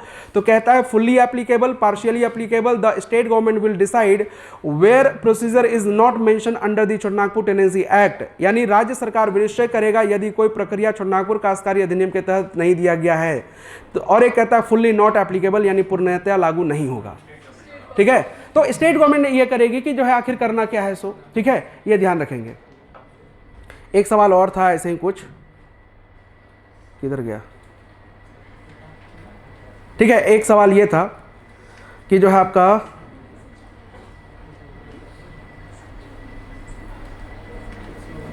देखिए ये था, वेयर शैल, देखिए यहां पे ध्यान दीजिएगा, where shall the appeal lie against an order passed by the deputy commissioner in a suit tied by him under section 139 or clause 2 or clause 7 of section 139 of Chotanagpur tenancy act 1908। यानी छोटानागपुर काश्तकारी अधिनियम 1908 की धारा 139 अथवा धारा 139(2) के खंड 7 के अंतर्गत उपायुक्त द्वारा किसी मुकदमे में पारित आदेश के विरुद्ध अपील कहाँ की जा सकती है। ठीक है, ये कहता है judicial commissioner, high court, judicial commissioner और high court depending on the monetary value, और एक लिखता है आपका सुप्रीम कोर्ट यानी सर्वोच्च न्यायालय। ठीक है, तो कहां पे आप ये कर सकते हैं। ठीक है, तो जनरली क्या है आपका सिविल कोर्ट एक तरह से दिया हुआ है। ठीक है, कि सिविल कोर्ट में कर सकते हैं, लेकिन यहाँ पे चूंकि जो आपका जुडिशियल कमिश्नर है, हाई कोर्ट है, जुडिशियल कमिश्नर और high court depending on the monetary value. ठीक है, ये एक तरह से क्या है कि ध्यान रख लेनी है। कुछ ऐसे सवाल आ सकते हैं अनएक्सपेक्टेड टाइप का, तो आपको क्या करना है, याद रखना है। ठीक है, अब आते हैं यहाँ पे, इसके बाद है आपका transfer of cases from one revenue officer to another. तो a revenue officer has authority to transfer, ठीक है, pending suit, any application, any proceeding from one revenue officer to another at any time. लेकिन क्या है कि ध्यान रख लीजिएगा, provided that second officer is fully authorised to handle and decide the case under this act. यानी जो दूसरा भी ऑथोराइज होना चाहिए, बिना ऑथोरिटी के जो आप किसी को नहीं दे सकते हैं, ये ध्यान रख लेना है। ठीक है, बाकी डीसी के पास भी पावर है कि जो है वो क्या कर सकते हैं, आपका किसी और को दे सकते हैं। ठीक है, अब आता है अमेंडमेंट्स। अमेंडमेंट में ध्यान रख लीजिएगा, अभी तक से 26 अमेंडमेंट हो चुके हैं। फर्स्ट अमेंडमेंट हुआ कब आपका 1920 में, लास्ट अमेंडमेंट हुआ कब 1995 में, और लास्ट जो आपका प्रपोज्ड अमेंडमेंट था वो था आपका 2016 में, जो कि आपको याद रखने की जरूरत नहीं है।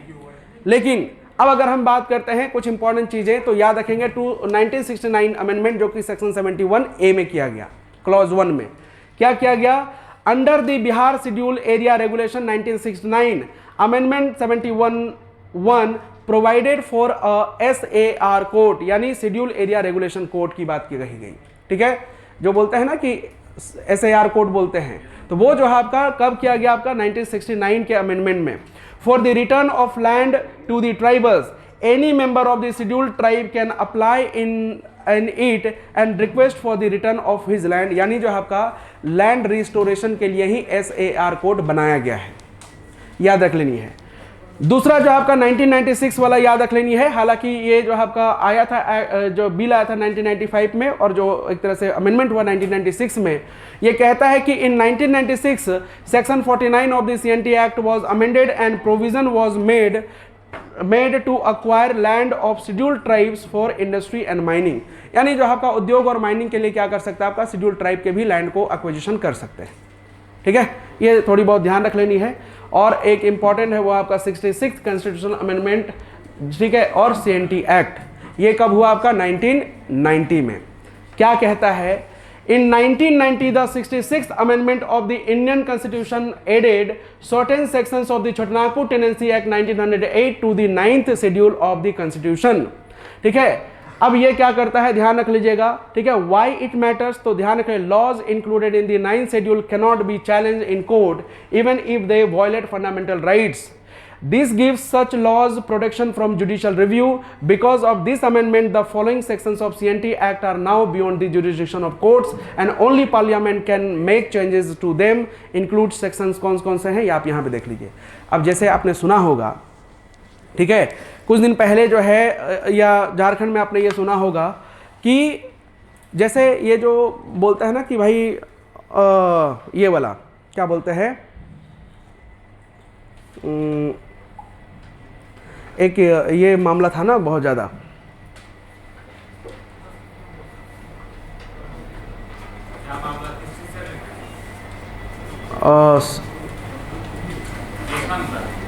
नहीं ये वाला क्या बोलते हैं उसको, सरना रिलीजन कोड वाला था मेरे ख्याल से, या फिर जो है आपका 1932 का खतियान, आई थिंक 1932 का खतियान.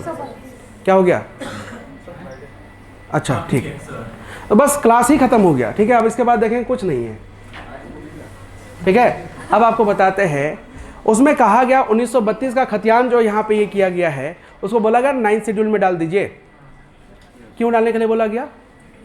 ठीक है, ताकि जो है अगर मान लेते हैं वो फंडामेंटल राइट को वॉयलेट भी करे, ठीक है, तो भी जो है उस पर क्या हो, उस पर कोई सुनवाई नहीं होगी.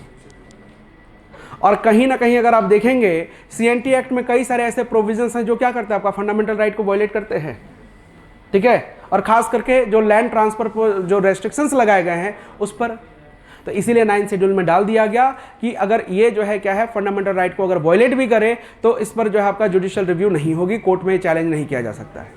सिंपली आपको ध्यान रख लेनी है, section 46, 47, 48, 48A, 49, 71, 71A, 72B, 71B, section 240, 241 and 242, ये सारे के सारे जो है आपका 9th शेड्यूल में ऐड कर दिए गए हैं. अब इस पे जो है अगर आपको कोई कोर्ट में जाकर चैलेंज नहीं कर सकते, आप ये नहीं बोलेंगे कि जो है भाई ये जो है हमारे फंडामेंटल राइट का वायलेशन कर रहा है. समझ गए?